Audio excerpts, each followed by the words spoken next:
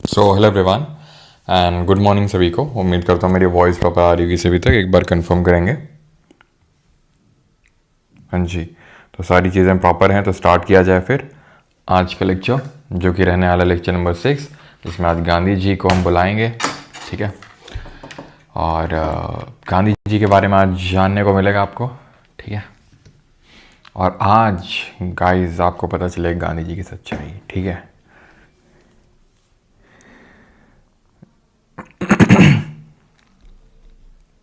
Recording, but अब recording on नहीं करते हैं बिकॉज ऑफ टाइम पे डाउनलोड वाला ऑप्शन आ जाता है। ठीक है, तो मैं अपनी लैपटॉप की स्टोरेज नहीं बढ़ाऊंगा अभी। ठीक है, मतलब राधे राधे राधे राधे सभी को। ओके, रिकॉर्डिंग का नहीं अभी करना है, पर माँ तो टाइम पे आ जाते हैं। गांधी जी ने लेट कर दिया, वही तो गांधी जी बोल रहे हैं चलो भाई टाइम हो गया है, लेकिन नहीं बोल रहे रुक जाओ थोड़ा सा। तो खैर कोई नहीं, लेक्चर नंबर 6 स्टार्ट करते हैं, लेकिन उससे पहले लेक्चर नंबर 5 का रिवीजन कर लेते हैं। Guys consider the following statement regarding the partition of Bengal. The partition came into effect on 16th October 1905 during the viceroyalty of Lord Curzon. Okay, yes, the partition was annulled in 1911 by Lord Chelmsford. क्या चेल्मसफोर्ड था? नहीं भाई, Hardinge था। कौन था? Hardinge था। Hardinge जैसा कोई हार्डिच नहीं है, तो आंसर क्या हो जाएगा? Only one. गले में खिचखिच। Consider the following statement regarding the first INC session. It was held in Bombay in 1885 at Gokul Das Tejpal Sanskrit College. पहला जो सेशन है वो क्या यहीं पे हुआ था? जी हाँ दोस्तों, ठीक है। पहले तो होना था पूना में, लेकिन प्लेग फैल गया जिसकी वजह से फिर इसको शिफ्ट करना पड़ा 1883 के टाइम पे, मतलब 1885 के टाइम पे ही पूना में काफ़ी जोर का प्लेग फैल गया जिसकी वजह से इसको शिफ्ट करना पड़ा। ठीक है, and it was presided over by no Allen Octavian Hume ने नहीं किया था। किसने किया था? Womesh Chandra Banerjee. Okay, so C one only. पहला मुस्लिम प्रेसिडेंट बताइए, पहला अंग्रेज प्रेसिडेंट बताइए, पहली विमेन प्रेसिडेंट बताइए, और कौन से सेशन को प्रिसाइड किया था, कहाँ हुआ था सेशन वो।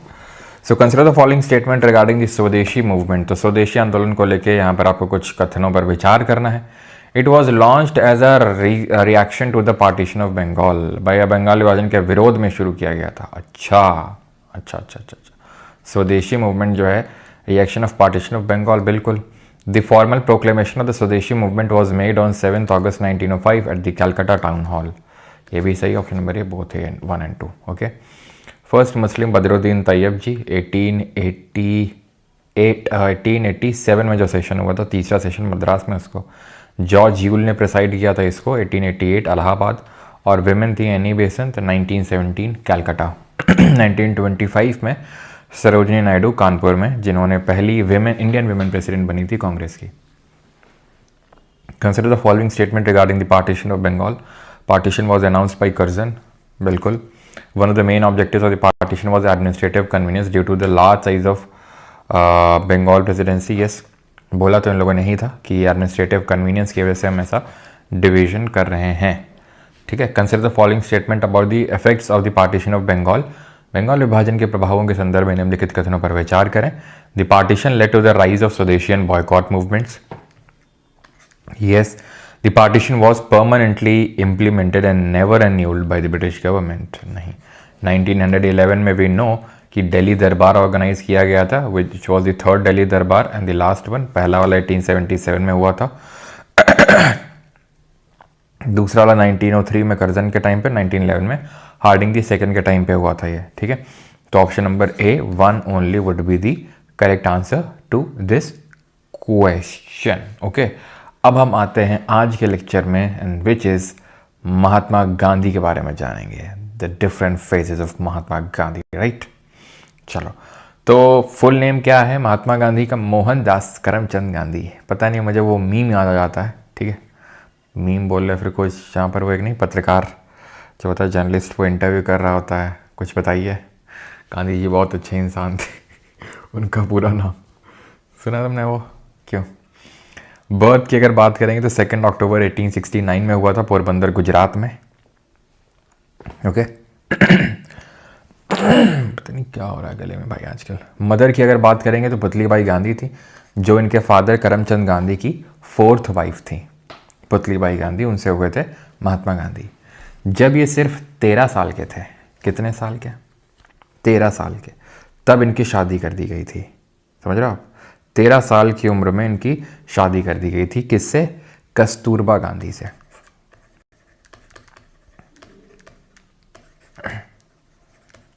ठीक है, सिर्फ 13 ईयर्स की एज में।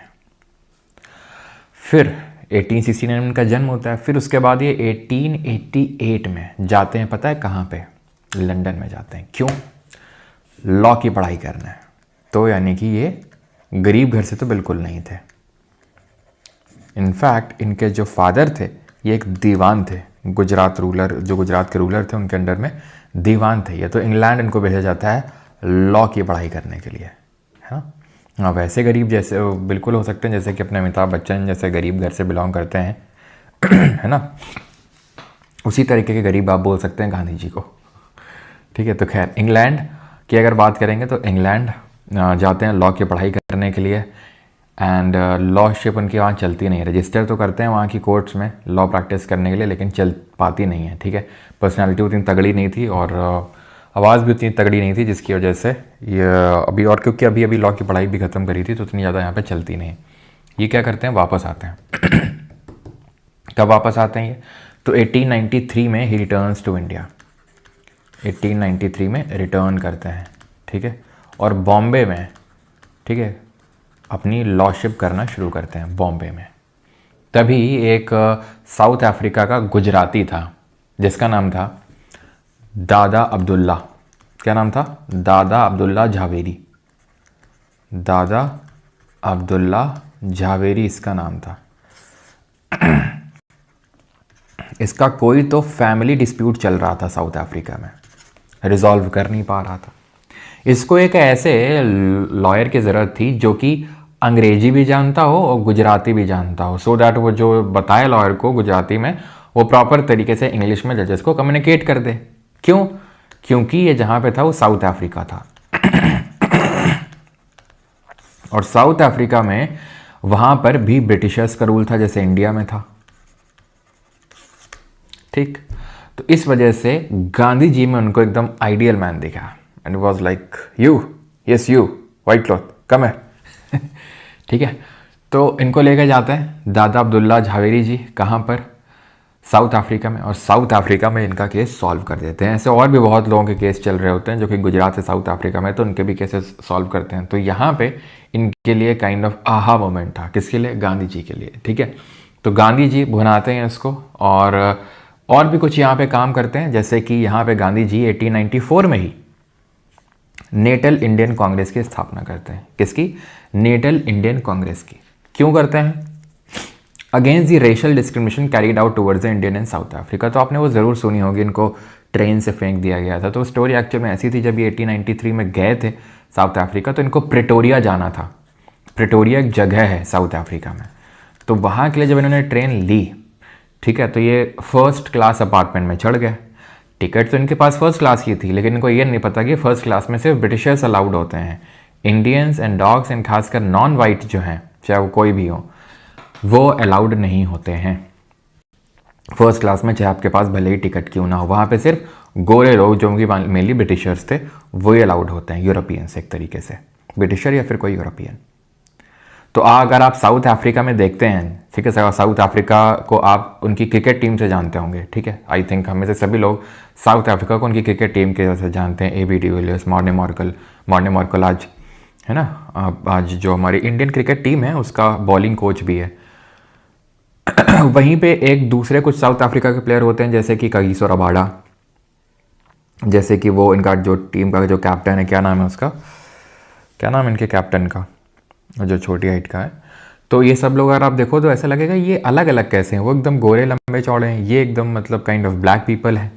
तो एक्चुअल में जो ब्लैक है ना, ये हैं एक्चुअल साउथ अफ्रीका के नेटिव्स। ये जो AB डिविलियर्स, ये मॉर्कल वगैरह हैं, ये सब तो यूरोपियंस है जो वहाँ पे जैसे हमारे यहाँ ब्रिटिशर्स आए थे ट्रेड करने, वैसे वहाँ पे भी गए थे ट्रेड करने और वहाँ पे रूल करने लगे जैसे हमारे यहाँ पे रूल कर रहे थे। और आज दिन तक टिल डेट साउथ अफ्रीका में रेसिज्म प्रैक्टिस होता है। देर आर सेपरेट कॉलोनीज जहाँ पे वाइट पीपल रहेंगे, जहाँ पे ब्लैक पीपल रहेंगे। आज भी ये प्रैक्टिस होता है साउथ अफ्रीका में। तो जो कगिसो रबाडा जो ब्लैक पीपल हैं, ये सब लोग इनकी है एक्चुअल में साउथ अफ्रीका कंट्री। ये तो बाहरी हैं सब, ये जो गोरे हैं, ए बी डी विलियर्स, ये सब मॉर्कल टाइप के लोग, ठीक है। तो प्रिटोरिया में इनको क्या किया गया, जब इन्होंने बोला कि भाई मेरे पास तो टिकट है, तो बोला नहीं नहीं टिकट से कोई बात नहीं है, ठीक है आप निकल रहे हैं, ऐसे नहीं गए तो इनको धक्के मार के प्लेटफॉर्म में उतार दिया गया, फेंक दिया गया, जो भी आप बोले इनका सामान भी फेंक दिया गया। और वहाँ से गांधी जी ने जो है बदले की इनमें जो है आंखों में जैसे नहीं नागिन के बन जाता है, तो बदले की भावना जो है गांधी जी में जाग उठी अभी। बदला या फिर सबको मैं हक दिला के रहूँगा, क्योंकि अगर मेरे साथ हुआ है तो और लोगों के साथ होता होगा। इनफैक्ट लेकिन ये बात एक इंटरेस्टिंग फैक्ट है, गांधी जी पहले रेसिज्म का सपोर्ट करते थे, ठीक है। इसके काफ़ी सारे एविडेंसेस मिलते हैं कि पहले रेसिज्म का सपोर्ट करते थे, लेकिन जब खुद पे आई तब इनको पेन फील हुआ, ठीक है। जैसे कि आज हमारे आसपास कितनी गलत चीज़ें होती रहती हैं, लेकिन हमें कोई फ़र्क नहीं पड़ता है। कोई पानी में डूब के मर जाता है, ठीक है, हमारी उम्र का लड़का, और है ना, जो हम लोग, क्योंकि आप में से सभी लोग कितने होंगे, कोई ठीक है 20 के भी होंगे, है ना, 24-25, तो आपको पता है नोएडा में वो 27 की उम्र का लड़का, ठीक है, डूब के मर गया, किसी को कोई फ़र्क नहीं पड़ता। क्यों? क्योंकि हमारे साथ नहीं हुआ ना, या हमारे किसी लव्ड वन के साथ नहीं हुआ, तो हमारी ज़िंदगी चलती रहेगी। जब हमारे साथ होगा तब हमें पता चलता है कि हाँ दर्द कितना होता है किसी को खोने का, है ना। तो खैर, तो उसी तरीके का दर्द हुआ हमारे गांधी जी को। तो उन्होंने नेटल इंडियन कांग्रेस की स्थापना करी 1894 में साउथ अफ्रीका में, against the racial discrimination carried out towards Indians and south Africans. Indians भी थे खूब, साउथ अफ्रीकन्स भी थे, उनके खिलाफ तो और रेसिज्म होता था। He started Indian opinion newspaper की उन्होंने शुरुआत करी 1903 की बात है, ठीक है। और पहले मैं आपको बता दूं 1894 में नेटल इंडियन कांग्रेस की स्थापना करी, हक दिलाया थोड़ा बहुत लोगों को, लेकिन उसके बाद 1896 में ये वापस फिर से भारत चले आते हैं। 1896 में इतना डिटेल में पूछेगा नहीं, बस बता रहा हूँ मैं आपको। जब वापस चले आते हैं तो उसके बाद फिर से नेटल इंडियन कांग्रेस के जो सदस्य होते हैं वो बुलाते हैं, गांधी जी तुम्हारी बहुत नीड है यहाँ पे, ठीक है, ऑलराइट। भाई हमारी उम्र का मतलब ये है कि आप में से कितने लोग होंगे ऐसे होंगे 27 के, 24 के, 25 के, तो ऑलमोस्ट हम ही उम्र बोलेंगे ना, या फिर जब 27 के होगे तभी मानोगे नहीं नहीं वो तो हमसे बड़ा था 1 साल, ठीक है, ऐसे तभी मानोगे ना। आप लोग की उम्र कितनी होगी, ऐसी होगी लगभग 24-25 on an average I think, ठीक है। तो उसी उम्र का लड़का आप देखिए, ठीक है, उसकी डेथ हो जाती है एंड किसी को इतनी परवाह नहीं है कि कोई उसको बचाए, क्या। This is a very kind of वैसी चीज़। डीएम भी ज्ञानेश कुमार जी की बेटी है, ऐसी चीज़ें साझा करनी चाहिए क्या। खैर, he also set up Phoenix farm 1904 में। फीनिक्स फार्म 1904 में फीनिक्स फार्म सेटअप करते हैं ये, ठीक है। और 1904 में it is not Phoenix farm, actually में it is Phoenix settlement, farm भी बोल सकते हैं लेकिन इट इज़, ठीक है, मोर इम्पॉर्टेंटली फीनिक्स सेटलमेंट, ठीक है। तो 1904 में फीनिक्स सेटलमेंट बनता है एंड जो टॉल्स्टॉय फार्म है ये 1910 में बनता है। कौन बनाते हैं? गांधी जी बनाते हैं। फिनिक्स सेटलमेंट की अगर बात करेंगे तो ये डरबन में बनाते हैं, ठीक है। क्यों बनाते हैं? मेनली इसका जो वो रीज़न था, that was for community living, ठीक है, सो दैट कि लोग एक कम्युनिटी में रहें, ताकि अगर कल को कुछ हो, ठीक है, ताकि अगर कल को कुछ हो तो क्या हो सके, उसको काइंड ऑफ सक्सेसफुली रेजिस्ट किया जा सके, ओके। टॉल्स्टॉय फार्म की अगर बात करेंगे, ठीक है, टॉल्स्टॉय फार्म की, तो ये गांधी जी ने लियो टॉल्स्टॉय से इंस्पायर होकर बनाया था। और यहीं से ही, ठीक है, लियो जो टॉल्स्टॉय थे, जो कि एक राइटर थे, इनसे गांधी जी बहुत इंस्पिरेशन ड्रॉ करते थे। इनफैक्ट इन्हीं से ही, दैट इज़ लियो टॉल्स्टॉय से ही गांधी जी को प्रेरणा मिली कि वो सत्याग्रह का यूज़ करें। वो नॉन वायलेंस की जो प्रेरणा है गांधी जी की, वो लियो टॉल्स्टॉय से ही निकल के आती है। और ये जो फीनिक्स सेटलमेंट इस्टेब्लिश करते हैं ये जॉन रस्किन, ये कहाँ पे इस्टेब्लिश करते हैं? डरबन में, ध्यान रखिएगा, मैंने ऊपर लिख दिया है, ठीक है। तो जॉन रस्किन करके एक ऑथर हुआ, उससे इंस्पायर होके उसकी जो एक किताब एक थी अनटू द लास्ट, ठीक है, अनटू दिस लास्ट, इससे इंस्पायर होके फीनिक्स सेटलमेंट की स्थापना करी। और टॉल्स्टॉय से इंस्पायर होकर उन्होंने सत्याग्रह का एक तरीके से यूज़ किया कि किस तरीके से आपके अकेले शहादत देने से नहीं हो जाएगा, आपको मासेस को मोबिलाइज़ करना है। मासेस को मोबिलाइज़ करने के लिए पहले थोड़ा सा लोगों के दिलों में जगह बनाओ, उनका दिल जीतो। जब दिल जीतोगे तब वो आपकी बात मानेंगे, जब वो आपकी बात मानेंगे तब आप उनको भीड़ में बुला सकते हो, मोबिलाइज़ कर सकते हो। तो ये लियो टॉल्स्टॉय से उन्होंने सीखा। He also led campaign against the restriction of Indian migration and recognition of Hindu marriages that were not recognized in South Africa. ठीक है, तो हुआ क्या था, ब्रिटिशर्स ने वहाँ की जो कोर्ट थी, ध्यान से सुनिएगा, ठीक है, कोई एक्ट तो नहीं आया था, ठीक है, ये बोलना तो गलत होगा, एक्ट था मेनली। तो वहाँ की जो कोर्ट थी उसने एक ऑर्डर पास किया था कि कोई भी शादी जो क्रिश्चियन रीति रिवाज के हिसाब से नहीं हुई है, ओके, एंड रजिस्टर्ड नहीं हुई है, वो इल्लीगल मानी जाएगी और उस शादी से हुए बच्चे इल्लीगल माने जाएंगे।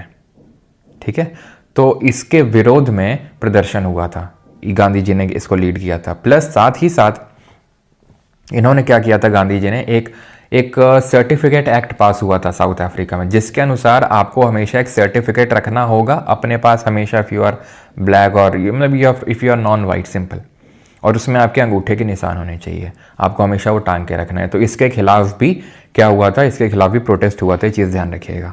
ऑलराइट, गांधी जी ने ये सब तो किया था, जैसे कि फीनिक्स सेटलमेंट स्टैब्लिश किया 1904 में, 1910 में टॉल्स्टॉय फार्म स्टैब्लिश किया, हमने देखा 1894 में उन्होंने नेटल इंडियन कांग्रेस स्थापना करी, जो मैरिज रजिस्ट्रेशन ऑफ मैरिज का जो एक ऑर्डर पास हुआ था कोर्ट के द्वारा, उसके खिलाफ इन्होंने प्रोटेस्ट किया, जो सर्टिफिकेट वाला एक्ट था उसके खिलाफ प्रोटेस्ट किया। लेकिन साथ ही साथ ही ऑल्सो सपोर्टेड ब्रिटिशर्स कुछ मामलों में, जैसे कि ब्रिटिशर्स के इन्होंने लिए एक एम्बुलेंस कॉर्प डेवलप करी। एम्बुलेंस कॉर्प मतलब एक ऐसी काइंड ऑफ फोर्स डेवलप करी जो कि ब्रिटिशर्स को एंग्लो बोर वॉर्स जो हुए थे उसमें सपोर्ट करेगी। तो उन्होंने लगभग 1100 वॉलेंटियर्स की फोर्स तैयार करी थी, जो कि इनको दैट इज जैसे जो ब्रिटिशर्स घायल हो गए हैं, ठीक है, इन दी एंग्लो बोर वॉर्स, उसमें उनकी सहायता करी जाएगी। ठीक है, एंग्लो बोर वॉर्स, और ये उन्होंने इसलिए किया था सो दैट कि ब्रिटिशर्स उनकी बात मान लेंगे, जो रेशियल डिस्क्रिमिनेशन हो रहा है वो उस चीज़ को मान लेंगे। लेकिन ऐसा कुछ हुआ नहीं। अब मुझे पता नहीं कि गांधी जी जब यहाँ पे सीख गए थे इस चीज़ को कि ब्रिटिशर्स के खिलाफ तुम लॉयल्टी दिखाओगे तो वो उसका रिटर्न लॉयल्टी के तौर पे नहीं देते हैं, जो कि अब यहाँ पे बात साफ हो गई थी। तो गांधी जी ने फिर ऐसा क्यों किया, जब उन्होंने जो फर्स्ट वर्ल्ड वॉर था वहाँ पे उन्होंने ब्रिटिशर्स का सपोर्ट किया था, सिर्फ ये सोच के कि भाई ये लॉयल्टी से रिवॉर्ड करेंगे। ब्रिटिशर्स ने क्या किया वो भी हम देखेंगे। ठीक है, क्लियर है? ओके, ठीक है। तो एंग्लो बोर वॉर्स का मतलब क्या है, अंग्रेजों के बीच में, और बोर मतलब ऐसे समझ लो कि एक काइंड ऑफ कम्युनिटी है। ठीक है, बोर रिपब्लिक्स हैं जो साउथ अफ्रीका के हैं, जो ब्रिटिशर्स के खिलाफ युद्ध छेड़ के रखा था उन्होंने। ठीक है, युद्ध छेड़ कर उन्होंने रखा था उनके खिलाफ। ओके, ऑलराइट, ठीक है। तो बोर मेनली तो लोकल लोगों का सपोर्ट लिया था, बोर लोकल भी थे और इसमें मेनली डच भी थे। डच मतलब जो नेदरलैंड के लोग थे, तो उनके बीच में ये वॉर हुआ था। ओके, तो खैर ये चीज़ आपको समझ में आई। ऑलराइट, कल भी हमने देखा था फर्स्ट वर्ल्ड वॉर में मॉडरेट ने क्या बोला था। मॉडरेट ने बोला था कि हमें ब्रिटिशर्स का सपोर्ट करना है as a matter of duty. Extremist ने क्या बोला था, हमें सपोर्ट करेंगे तो हमें लॉयल्टी दिखाएंगे तो हमें रिवॉर्ड करेंगे। और तीसरा एक जो रेवोल्यूशनरी ग्रुप था उसका ये था कि मौके का फ़ायदा उठाओ।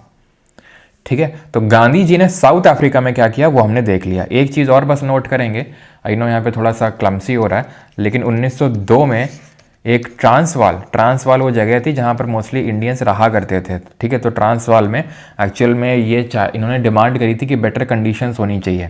जब एम्बुलेंस कॉप इन्होंने बनाई थी 1100 वॉलंटियर की सपोर्ट करने के लिए ब्रिटिशर्स को, तो उन्होंने यही बोला था कि ट्रांसवाल में बेटर कंडीशन होनी चाहिए, लेकिन ऐसा कुछ हुआ नहीं। तो फिर ट्रांसवाल, ध्यान रखिएगा, ब्रिटिश इंडियन एसोसिएशन बनाते हैं। ये कहाँ पर, जोहानिसबर्ग में। ठीक है, जोहानिसबर्ग जो अगेन साउथ अफ्रीका में, वहाँ पे 1902 में। डरबन में बनाते हैं फीनिक्स सेटलमेंट। ये चीज़ आपको ध्यान में रखना है। ठीक है, क्लियर है? और डरबन में ही ये भी बनती है नेटल इंडियन कांग्रेस भी। ठीक, अब बढ़ते हैं आगे। अब गांधी जी को बुलाते हैं वापस भारत में। ठीक, अब गांधी जी वापस आते हैं भारत में 9 जनवरी 1915 को, 1915 को। आए वो पहले भी थे, याद करो कांग्रेस के सेशन पहले पार्टिसिपेट किया था 1901 में, लेकिन परमानेंटली नहीं आए थे ये। ठीक है, परमानेंटली नहीं आए थे ये। ओके, ये चीज़ आपको ध्यान रखना है। तो 1915 9 जनवरी को ये आते हैं और इसी दिन प्रवासी भारतीय दिवस मनाया जाता है, NRI day, non resident Indian day. Okay, इनके पॉलिटिकल गुरु बने गोपाल कृष्ण गोखले, जिन्होंने गांधी जी को एडवाइस किया कि प्लीज़ आप अभी एकदम से पार्टिसिपेट मत करो किसी प्रोटेस्ट में या मूवमेंट में, सत्याग्रह मत डालो, अभी पहले आप भारत के बारे में जानो, भ्रमण करो, तब अभी तो सिर्फ गुजरात में ही रहे हो ना, गुजरात के बारे में जानते हो, भारत दर्शन करो पहले, ठीक है, भारत के बारे में जानो, तब उसके बाद आप अच्छे से चीज़ें कर पाओगे। तो ये 1 साल तक कोई भी पॉलिटिकल मूवमेंट में इस तरीके से पार्टिसिपेट नहीं करते हैं। इनका जो पहला पब्लिक अपीयरेंस देखने को मिलता है वो बनारस हिंदू यूनिवर्सिटी BHU के इनॉग्रेशन में देखने को मिलता है, जो कि 1916 में किया जाता है। और BHU को स्टैब्लिश कौन करता है, तो ध्यान रखिएगा ये मदन मोहन मालवीय जी करते हैं, ठीक है। BHU was founded by Madan Mohan Malviya. He also founded Hindu Mahasabha का भी गठन करते हैं 1915 में। और इसमें BHU में ध्यान रखना है एनी बेसन जी का भी नाम आता है, ठीक है, ओके। तो एनी बेसन भी इसके फाउंडिंग मेंबर्स में थी, राइट, ओके। अब गांधी जी क्या करते हैं, गांधी जी भ्रमण तो ठीक है करते रहते हैं, भ्रमण करते हैं। अब कहाँ कहाँ जाते हैं वो हमें जानने की जरूरत नहीं, कहाँ कहाँ भ्रमण करते हैं और क्या क्या करते हैं। खैर, तो बुक्स जो लिखी हैं वो ध्यान रखिएगा, हिंद स्वराज, और इनकी जो ऑटोबायोग्राफी है that is my experiments with truth, also known as India home rule के नाम से जानी जाती है Hind Swaraj, very road that the British rule in India was a result of cooperation extended by Indians, ठीक है, कि ब्रिटिश रूल जो है, ब्रिटिशर्स भारत में इसलिए राज कर पा रहे हैं क्योंकि इंडियंस ने क्या कर रखा है, अपना कॉपरेशन दे रखा है। अगर कॉपरेशन हटा लेंगे तो ब्रिटिशर्स यहाँ पे टिक नहीं पाएंगे। इसीलिए गांधी जी अभी आगे चल के नॉन कोऑपरेशन मूवमेंट यानी असहयोग आंदोलन लॉन्च करेंगे। और ये इनकी ऑटोबायोग्राफी है। क्लास 8 से मुझे पता है हमारे सिलेबस में हुआ करती थी, लेकिन वो एकदम ज्यों की त्यों रखी हुई थी, एकदम ऐसे रखी हुई थी कवर अवर चढ़ा के कि जब खोलो तो ऐसा लगता है कि पहली बार खुल रही है। खोला भी 1-2-3 बार गया था, ठीक है, क्योंकि पता नहीं कुछ तो था, इसके मार्क्स नहीं जुड़ते थे या इससे क्वेश्चंस नहीं आते थे, इसलिए जब क्वेश्चन नहीं आता तुम पागल हैं, जब पढ़ेंगे उतनी देर में मैच नहीं खेल लेंगे। ठीक है, तो माई एक्सपेरिमेंट विद ट्रूथ इनकी ऑटोबायोग्राफी है। खैर, क्लास 8 में थी। अब होगी क्रांति, क्योंकि अब तैयारी हो चुकी है। बोलो जय महाकाल, ठीक है। तो होता यह है कि गांधी जी भ्रमण वगैरह करने के बाद अब back to back Gandhi ji 3 movements करते हैं। पहला है Champaran Satyagraha. No, this is not the picture from Champaran Satyagraha, this is the picture from the Dandi march. ये डांडी मार्च ये पिक्चर है जो कि 1930 में होता है। ये इसके पिक्चर नहीं, ये इनके पोते हैं, ठीक है। खैर, तो यहाँ पे अगर हम बात करेंगे तो फर्स्ट सिविल डिसोबीडियंस मूवमेंट है, ठीक है, ये इसको माना जाता है चंपारण को। राजकुमार शुक्ला ने गांधी जी को इनवाइट किया चंपारण में। पूरा मामला क्या था वो समझिए। चंपारण सत्याग्रह हुआ क्यों था। चंपारण जगह पड़ती है बिहार में। यहाँ के किसानों को बोला गया था कि जितना भी आपका हिस्सा है उसका 3/20 पार्ट ऑफ लैंड में, मान लो 20 जमीन है ये, ठीक है, जमीन का मान लो 20 हिस्सा है, तो उसका जो तीसरा हिस्सा है, ठीक है, तो उसमें आपको इंडिगो कल्टीवेशन करना होगा, यानी आपको नील की खेती करनी होगी, ठीक। अब इसके खिलाफ थे वहाँ के जो किसान थे। क्यों? क्योंकि उनका ये मानना था कि अगर हम इंडिगो कल्टीवेट कर देंगे, नील की खेती, उसमें एक तो पानी बहुत लगता है, ऊपर से हम अपने खाने के लिए कहाँ से उगाएंगे, ठीक। और हुआ ये था कि जो जर्मन डाई थी, ठीक है, जो जर्मन डाई थी, ठीक है, वहाँ पे सिंथेटिक डाई बनने लगी थी। तो सिंथेटिक होने की वजह से वो बहुत ही सस्ते में अवेलेबल हो जाती थी, ठीक है। तो जो नेचुरल डाई होती थी उसके अच्छे खासे पैसे नहीं मिलते थे। इसी वजह से इसका जो कल्टीवेशन करना है वो बहुत ही ज़्यादा फ़ायदे का सौदा नहीं था, क्योंकि अच्छा दाम भी नहीं मिलता था इसके लिए, ठीक है, क्योंकि जर्मन सिंथेटिक डाई ने वो कर लिया था वहाँ पे। तो इसके अगेंस्ट में ही यहाँ पे थे किसान। और फिर गांधी जी को इन्वाइट किया था वहाँ के एक लोकल एक्टिविस्ट ने, राजकुमार शुक्ला जिनका नाम था, उन्होंने गांधी जी को बुलाया। और इसमें राजेंद्र प्रसाद जी भी देखने को मिलते हैं, मजरुल हक, JB कृपलानी, ये सब लोग आते हैं। और होता क्या है फिर? होता यह है कि चंपारण एग्रारियन एक्ट पास होता है, अधिनियम 1918 में, जहाँ पे तिनकठिया सिस्टम को अबॉलिश किया जाता है। और ये एक जो नया टैक्स लगाया गया था, बुबाब टैक्स, ठीक है, and illegal collection impose by landlords and peasant, इसको भी खत्म किया गया। गांधी जी की ये पहली जीत थी।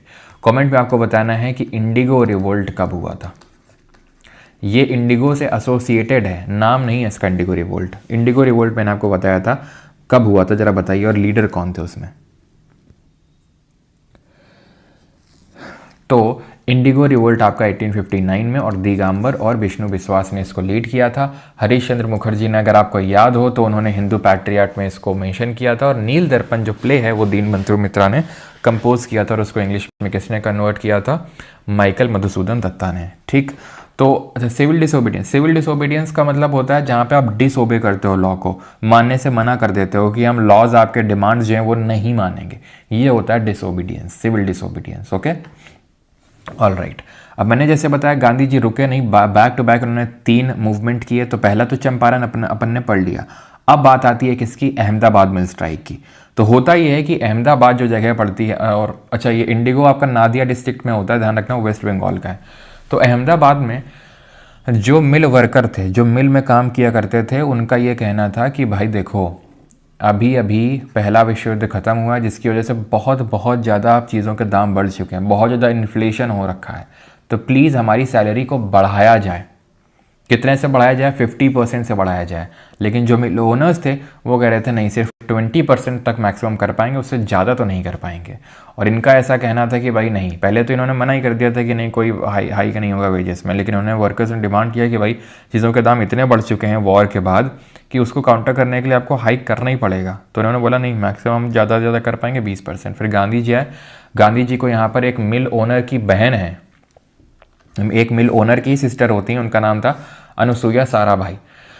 वो गांधी जी को इनवाइट करती हैं। Gandhi ji to Ahmedabad, where textile workers of mill in Ahmedabad fought for economic justice when the mill owners discontinued their plague bonus. तो होता क्या था कि प्लेग बोनस इन लोगों को मिल रहा था, पहले से प्लेग फैला हुआ था तो उसके लिए इनको बोनस मिल रहा था। अब जो बोनस मिल रहा था वो हटा लिया गया था इनका, मतलब पैसे बढ़ाने के बजाय इनको बोनस भी हटा लिया गया था। ठीक, तो वो बोल रहे थे कि भाई प्लेग बोनस को जो आपने डिसकंटिन्यू कर दिया और ये हमारा हाइक वेजेस में नहीं कर रहे, ये सब नहीं चलेगा, 50% हाइक करो। फिर गांधी जी आते हैं और गांधी जी बीच का रास्ता निकालते हैं, ना तुम्हारी ना हमारी, 35% में कर लो। तो 35% का यहाँ पे होता है और इसका अंत किया जाता है जो स्ट्राइक चल रही थी उसका, बीच का रास्ता निकाल के। उसके बाद 1918 में लगभग 1 हफ्ते बाद ही गांधी जी को फिर जाना पड़ता है खेड़ा में, जो कि उनका होम टाउन, मतलब home town in the sense कि होम जो स्टेट है उनकी, दैट इज़ गुजरात, वहीं पे है खेड़ा। तो फर्स्ट नॉन कोऑपरेशन, जैसे ये है आपका फर्स्ट हंगर स्ट्राइक है, पहली भूख हड़ताल करी गई गांधी जी के द्वारा यहाँ पर। और यहाँ पे पहला नॉन कोऑपरेशन के, ब्रिटिशर्स के साथ कोऑपरेट मत करो। ठीक है, अब हुआ क्या था, जो खेड़ा डिस्ट्रिक्ट है गुजरात में, यहाँ के जो किसान थे उनका ये कहना था कि इस साल जो है फेमाइन हो गया है, अकाल आ गया है, जिसकी वजह से हमारी फसल बिल्कुल अच्छी नहीं हो पाई है, साथ ही साथ प्लेग फैल गया है। तो प्लीज़ जो टैक्स इस साल का है वो माफ़ किया जाए। ब्रिटिशर्स बोल रहे थे कोई फेमाइन एमाइन नहीं आया है, अच्छी फसल उपज हुई है, हमें पूरा टैक्स चाहिए। गांधी जी फिर आए। ठीक है, मेन तो इसमें इनका थोड़ा सा स्पिरिचुअल रोल ज़्यादा था खेड़ा सत्याग्रह में। गांधी जी का स्पिरिचुअल का मतलब है कि ऐसा बैठ के उन्होंने बहुत ज़्यादा लीड नहीं, लेकिन हाँ उन्होंने स्पिरिचुअली सपोर्ट किया कि हाँ गांधी जी आए हैं तो फिर ओके ठीक है, अब तो मूवमेंट बड़ा बनेगा। और होता है ना कि जैसे आप अगर कुछ कर रहे हो, ठीक है, आपसे पीछे का कोई बड़ा आदमी आके सपोर्ट कर दे तो फिर आपका है ना एकदम, जैसे फॉर एग्जांपल आप कहीं पे लड़ रहे हो, ठीक है, आपकी कहीं से किसी से लड़ाई हो, पीछे से आके कोई सपोर्ट कर दो, कोई बड़ा आदमी, तो फिर तो आप एकदम शेर बन जाओगे, वैसा टाइप। ठीक है, तो उन्होंने बोला ब्रिटिशर्स ने कि कोई सस्पेंशन नहीं होगा, यहाँ पे पूरा टैक्स देना पड़ेगा। लेकिन जब गांधी जी आए फिर यहाँ पे हुआ, इसी में ही आपके जो सरदार पटेल जी हैं वो मेन लीडर थे। सरदार पटेल जी भी यहाँ पे पार्टिसिपेट कर रहे थे खेड़ा में। तो यहाँ पे लैंड टैक्स जो है, जो पे नहीं कर पा रहे तो उसको सस्पेंड किया जाता है खेड़ा सत्याग्रह में। तो क्या किया गया यहाँ पे, अगेन चंपारण में भी जीत हुई, तिनकठिया को वापस लिया गया। अहमदाबाद में क्या हुआ, बीच का रास्ता निकाला गया 35%। और यहाँ पे भी, ठीक है, यहाँ पे भी क्या किया गया, टैक्स को for the year, for that year suspend कर दिया और नेक्स्ट ईयर के लिए भी सस्पेंड कर दिया। ठीक है, यानी कि जो टैक्स है for the current year and the upcoming year, ठीक है, and current and next year suspended. ठीक है, सस्पेंडेड। और इनफैक्ट इन लोगों ने क्या किया था, ब्रिटिशर्स ने सस्पेंड पहले नहीं कर रहे थे, पहले सस्पेंड करने के बजाय ये बढ़ा दिए थे और टैक्स कि ज़्यादा देना पड़ेगा। तो जो ज़्यादा बढ़ा हुआ था उस रेट को भी रिड्यूस किया गया था यहाँ पे। ठीक है, और जो जब्त की हुई ज़मीन है, जो लोग टैक्स नहीं भर रहे थे, जिनकी ज़मीनें जब्त कर ली गई थी, उनको लौटाया गया। ठीक, तो 3 आपने समझ लिए। 17 ओके चंपारण 17, अहमदाबाद 18, खेड़ा 18। ठीक है, अहमदाबाद के 7 दिन बाद होता है खेड़ा, याद रहेगा। ओके, अब आते हैं गवर्नमेंट ऑफ इंडिया एक्ट 1919 पे। वी नो कि 1914 से लेकर 1918 तक क्या होता है, फर्स्ट वर्ल्ड वॉर होती ख़त्म हो जाती है। तो जैसे मैंने आपको बताया, इन लोगों ने, कुछ लोगों ने सपोर्ट किया था, गांधी जी ने भी सपोर्ट किया था कि कुछ तो अच्छा मिलेगा। क्या मिला? गवर्नमेंट ऑफ इंडिया एक्ट 1919 मिला, ठीक है, जिसमें क्या था, अभी अगेन ये मैं डिटेल में यहाँ पे डिस्कस नहीं करने वाला हूँ क्योंकि एक्ट वाली जो क्लास है वहाँ पे डिटेल में डिस्कस्ड है, ठीक है। तो गवर्नमेंट ऑफ इंडिया एक्ट 1919, इसको मॉन्टेग्यू कॉल्स फॉर रिफॉर्म्स भी बोलते हैं क्योंकि उस टाइम पे ये सेक्रेटरी ऑफ स्टेट था और ये उस टाइम का वॉइस रॉय था, ठीक। जैसे मॉर्ले मिंटो हमने देखा था, मॉर्ले मिंटो, ध्यान रखना, वो गवर्नमेंट ऑफ इंडिया एक्ट नहीं था, वो इंडियन काउंसिल्स एक्ट था। तो वहाँ पे मॉर्ले सेक्रेटरी था और जो मिंटो था वो वॉइस रॉय था। उसी तरीके से यहाँ सेक्रेटरी और ये वॉइस रॉय है। तो इन दो, तो इसीलिए इसको मॉन्टेग्यू कॉल्स फॉर रिफॉर्म्स बोलते हैं। और इसमें था क्या, एक जो सबसे इंपॉर्टेंट चीज़ थी वो ये थी कि इसने डायरकी इंट्रोड्यूस किया था। डायरकी कहाँ पे? प्रोविंसेस में। मतलब जैसे आज हम देखते हैं हमारी 7वीं अनुसूची में 7th शेड्यूल में यूनियन लिस्ट होती है, स्टेट लिस्ट होती है, कंकरेंट लिस्ट होती है, ठीक है। उसी तरीके से तब यह था कि भाई सेंट्रल लिस्ट थी, प्रोविंशियल लिस्ट थी। सेंट्रल लॉ बनाएगा, यहाँ प्रोविंसेस लॉ बनाएंगी। अब इन प्रोविंशियल सब्जेक्ट्स को भी इन्होंने क्या किया, 2 पार्ट में डिवाइड कर दिया, रिजर्व्ड और ट्रांसफर्ड, आरक्षित और अनारक्षित। रिजर्व्ड का मतलब ये है कि ये गवर्नर के लिए रिजर्व्ड है और इस पर वही लॉ बना सकता है जिसके लिए वो आंसरेबल नहीं है लेजिस्लेचर में, मतलब वो उस उत्तरदायी नहीं है। ये जो ट्रांसफर सब्जेक्ट हैं जिसमें कि बहुत इंपॉर्टेंट सब्जेक्ट नहीं थे, वो दे दिए गए इंडियन मिनिस्टर्स को कि भाई ठीक है तुम करो और तुम रिस्पॉन्सिबल हो जो भी करोगे उसके लिए काउंसिल के लिए।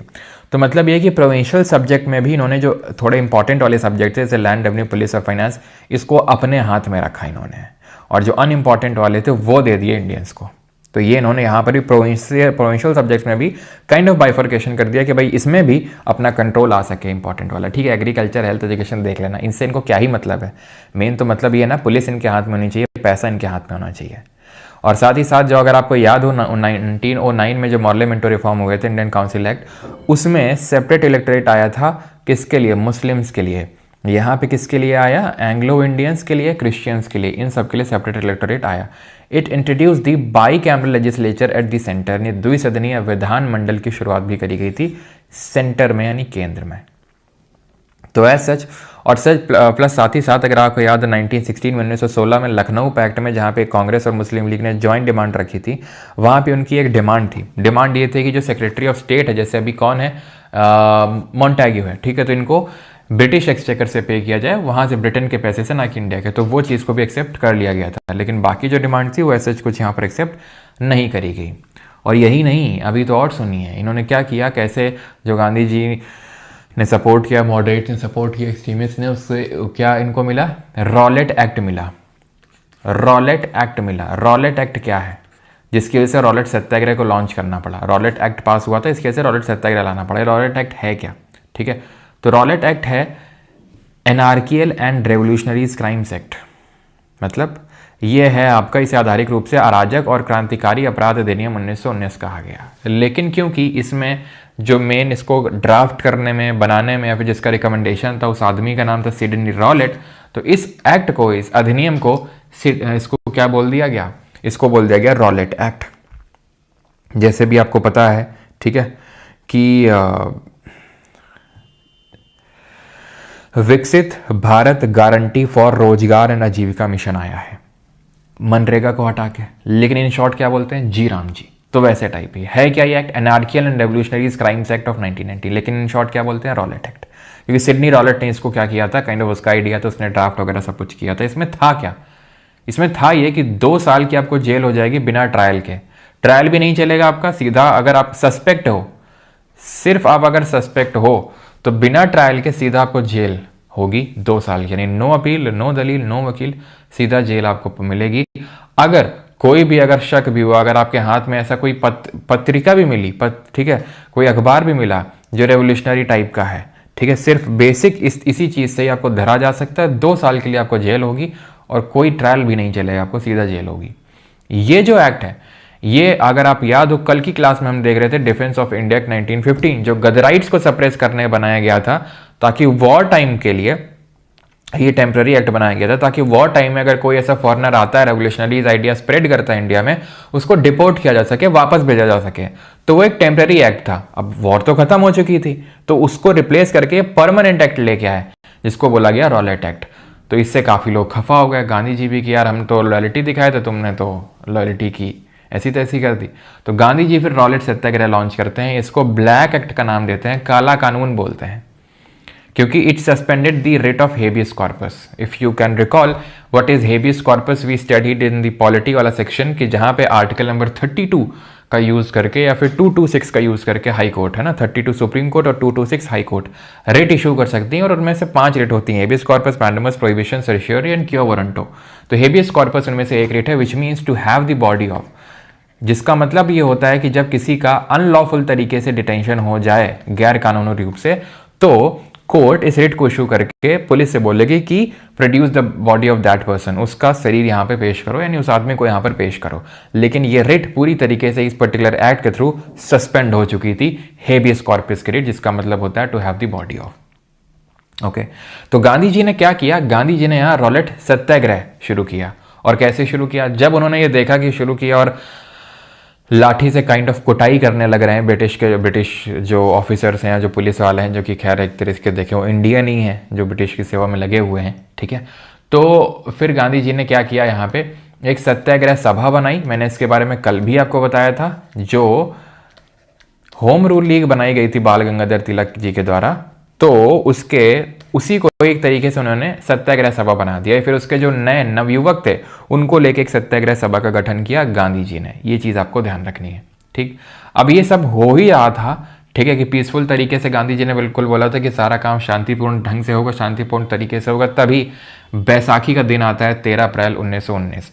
इससे 1-2 दिन पहले ही, कुछ दिन पहले ही जो भीड़ थी उसने 4 ऐसे माना जाता है पुलिस वालों को मारा था, ठीक है।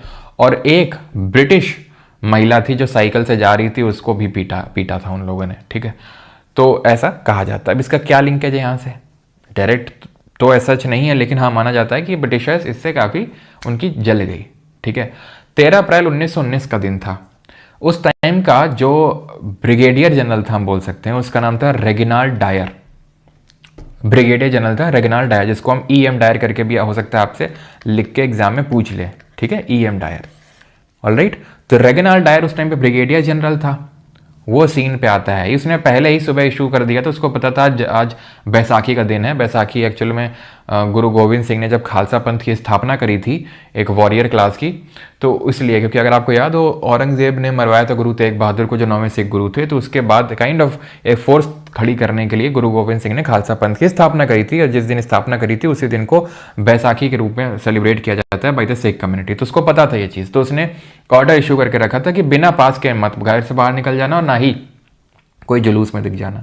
अब बैसाखी तो लोग सेलिब्रेट ऐसा तो है नहीं कि नहीं करेंगे। तो 13 अप्रैल 1919 को यहाँ पे लोग बैसाखी सेलिब्रेट करने के लिए, और थोड़ा सा political movement, political kind of campaigning थी, क्योंकि सैफुद्दीन किचलू और डॉक्टर सत्यपाल, इन 2 लोगों की अरेस्ट हुई थी उन प्रोटेस्ट में, जो भी मैंने आपको उन प्रोटेस्ट में जो भी मैंने आपको बताया रॉलेट सत्याग्रह में हो रहे थे।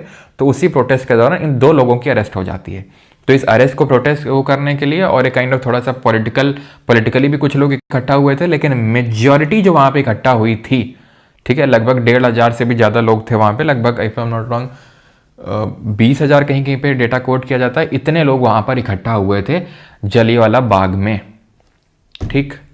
रेगिनाल्ड डायर वहाँ पे सीन में आता है, and this bastard closed the only exit gate, ठीक है, जो एकमात्र एग्जिट गेट था उसको ये बंद करता है, और निहत्थे लोगों पे इसने गोली चलाने के निर्देश दे देता है, जो भी इसकी फोर्स थी उसको, जिसकी वजह से उस दिन यानी कि 13 अप्रैल 1919 को अमृतसर के जलियांवाला बाग में एटलीस्ट कम से कम 379 लोगों की डेथ होती है। एटलीस्ट का मतलब मैं ये बोल रहा हूँ इसलिए क्योंकि ये जो डेटा है ये खुद ब्रिटिशर्स ने, ब्रिटिश गवर्नमेंट उस टाइम की जो थी उसने कोट किया था कि ये गलती हो गई और 379 लोग मर गए हैं और काफ़ी लोग इंजर्ड हैं। तो आप ये साफ समझ सकते हैं ये तो गवर्नमेंट के द्वारा डेटा कोट किया गया है, नंबर इससे कहीं ज़्यादा ही होगा।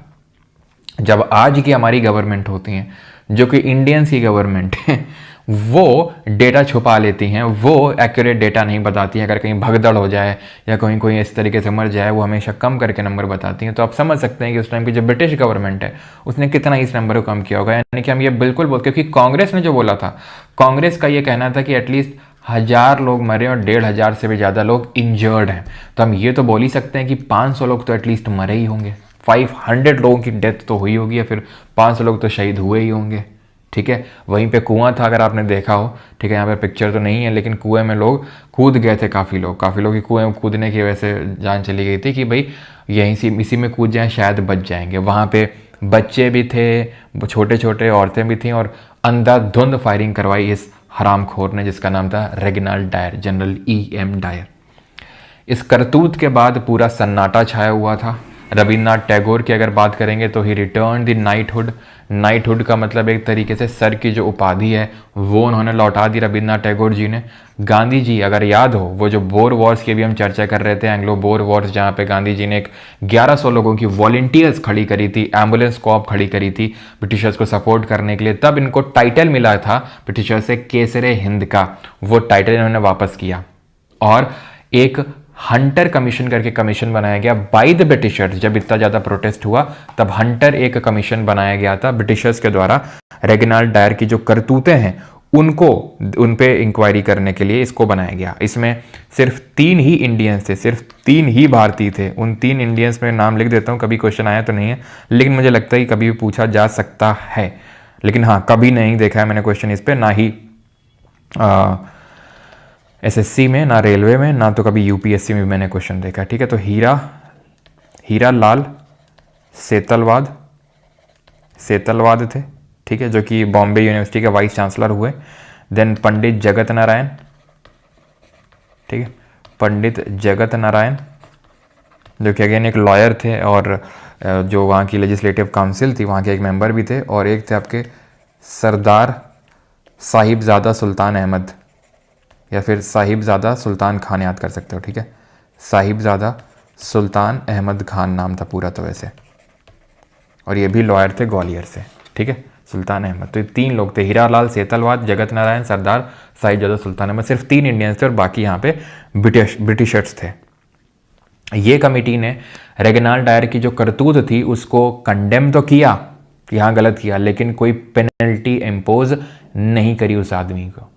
उस टाइम के लिए इसको अफगान वॉर में भेज दिया गया था। अगर आपको याद हो, 1919 के टाइम पे 3rd एंग्लो अफगान वॉर हुआ था, 3रा एंग्लो अफगान युद्ध हुआ था, और इसी टाइम पे इसको वहाँ भेजा गया था। लेकिन जब ये रिपोर्ट आती है तो इसको ब्रिटेन वापस बुलाने के निर्देश आ जाते हैं। वहाँ पर ब्रिटेन की पार्लियामेंट में भी इसकी प्रशंसा नहीं, इसकी प्रशंसा भी होती है, क्योंकि एक होता है वहाँ पर, जैसे आप अपने यहाँ लोकसभा होता है, राज्यसभा होता है, वैसे वहाँ पर हाउस ऑफ कॉमन होता है और एक हाउस ऑफ लॉर्ड होता है। हाउस ऑफ कॉमन में तो तीखी वो प्रक्रिया ही वहाँ से, या फिर क्या बोल सकते हैं उसको, कि कड़ी निंदा करी गई। लेकिन यहाँ के कुछ लोग प्रशंसा कर रहे थे रेगिनाल्ड डायर की करतूतों को। इनफैक्ट एक मॉर्निंग पोस्ट करके अखबार हुआ, और उसने, उस मॉर्निंग पोस्ट अखबार ने, पता नहीं यहाँ लिखा है, हाँ ये लिखा है, मॉर्निंग पोस्ट अखबार ने, ठीक है, जो ब्रिटिश एलीट्स के द्वारा चलाया जाता था, उसने क्या किया, इस पर्टिकुलर मॉर्निंग पोस्ट ने रेगिनाल्ड डायर के सपोर्ट में फंड रेजिंग करी। और उस फंड रेजिंग में ये एक रुडयार्ड किपलिंग करके, आपने ज़रूर नाम सुना होगा इसकी, आपने हो सकता है इसकी पोएम्स वगैरह, स्टोरीज़ वगैरह भी पढ़ी हुई, क्योंकि हम लोग को भी स्कूल में पढ़ाई जाती थी, एंड विदाउट नोइंग कि भाई ये इस तरीके का आदमी था, हमें पढ़नी पड़ती थी। इसने डायर के सपोर्ट में फंड दिया था इस रुडयार्ड किपलिंग ने। तो ऐसा नहीं है कि क्रिटिसाइज़ किया था, ठीक है, हंटर कमीशन ने तो क्रिटिसाइज़ किया था, लेकिन इस तरीके से यूनिवर्सल क्रिटिसिज्म तक नहीं हुआ था। पेनल्टी तो कोई इम्पोज ही नहीं करी थी। इनफैक्ट पेंशन भी बंद नहीं हुई थी, पेंशन भी इसको आधी मिलती रही थी, किसको, रेगिनाल्ड डायर को। ठीक, एक अरूर सिंह हुए, क्लर्जी हुए गोल्डन टेम्पल में, इन्होंने सिख की उपाधि दे डाली रेगिनाल्ड डायर को, समझ रहे हो। तो फिर यहाँ से सिखों को समझ में आया कि ठीक है, कि अपने घर में ही ऐसे लोग हैं, मतलब जो अपनी थाली में छेद कर रहे हैं, या फिर देख रहे हो, ये अरूर सिंह जो क्लर्जी गोल्डन टेम्पल ने रेगिनाल्ड डायर को सिख की उपाधि दे डाली। इसलिए फिर सिखों को गुरुद्वारा रिफॉर्म मूवमेंट चलाना पड़ा इस टाइम पे, ठीक है, कि गुरुद्वारों को इन करप्ट जो महंत हैं इनसे फ्री करना है। और जो एक्चुअल बदला लिया जाता है वो किसके द्वारा लिया जाता है, उधम सिंह, जिन पे मूवी भी बनी है, आपने देखी होगी, विकी कौशल उसमें सेंटर लीड रोल में थे, जो उधम सिंह का रोल करते हैं। ये लंदन जाते हैं इस आदमी को मारने के लिए, किसको, रेगिनाल्ड डायर को। देखिए होता क्या है कि उधम सिंह जी जो है नाम रखते हैं राम मोहम्मद सिंह आज़ाद का।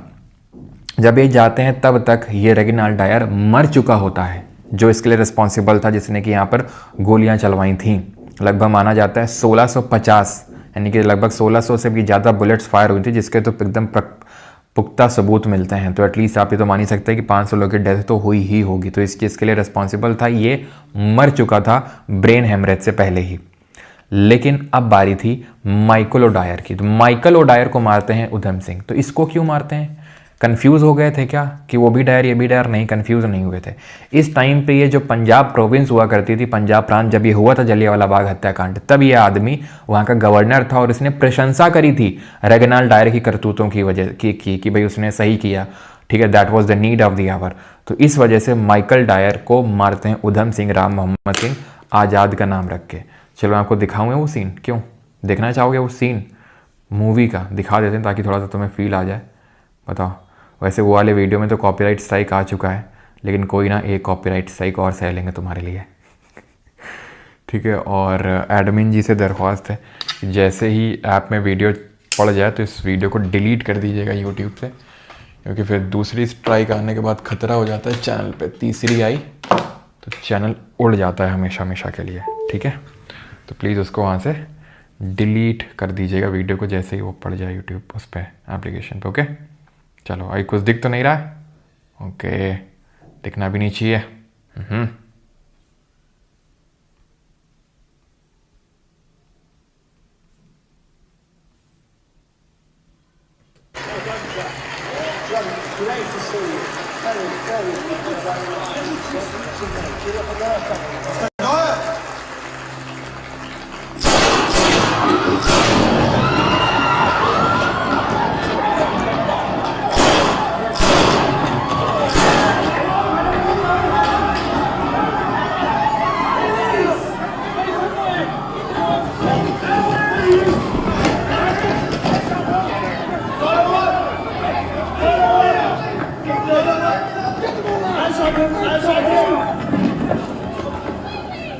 मर गया।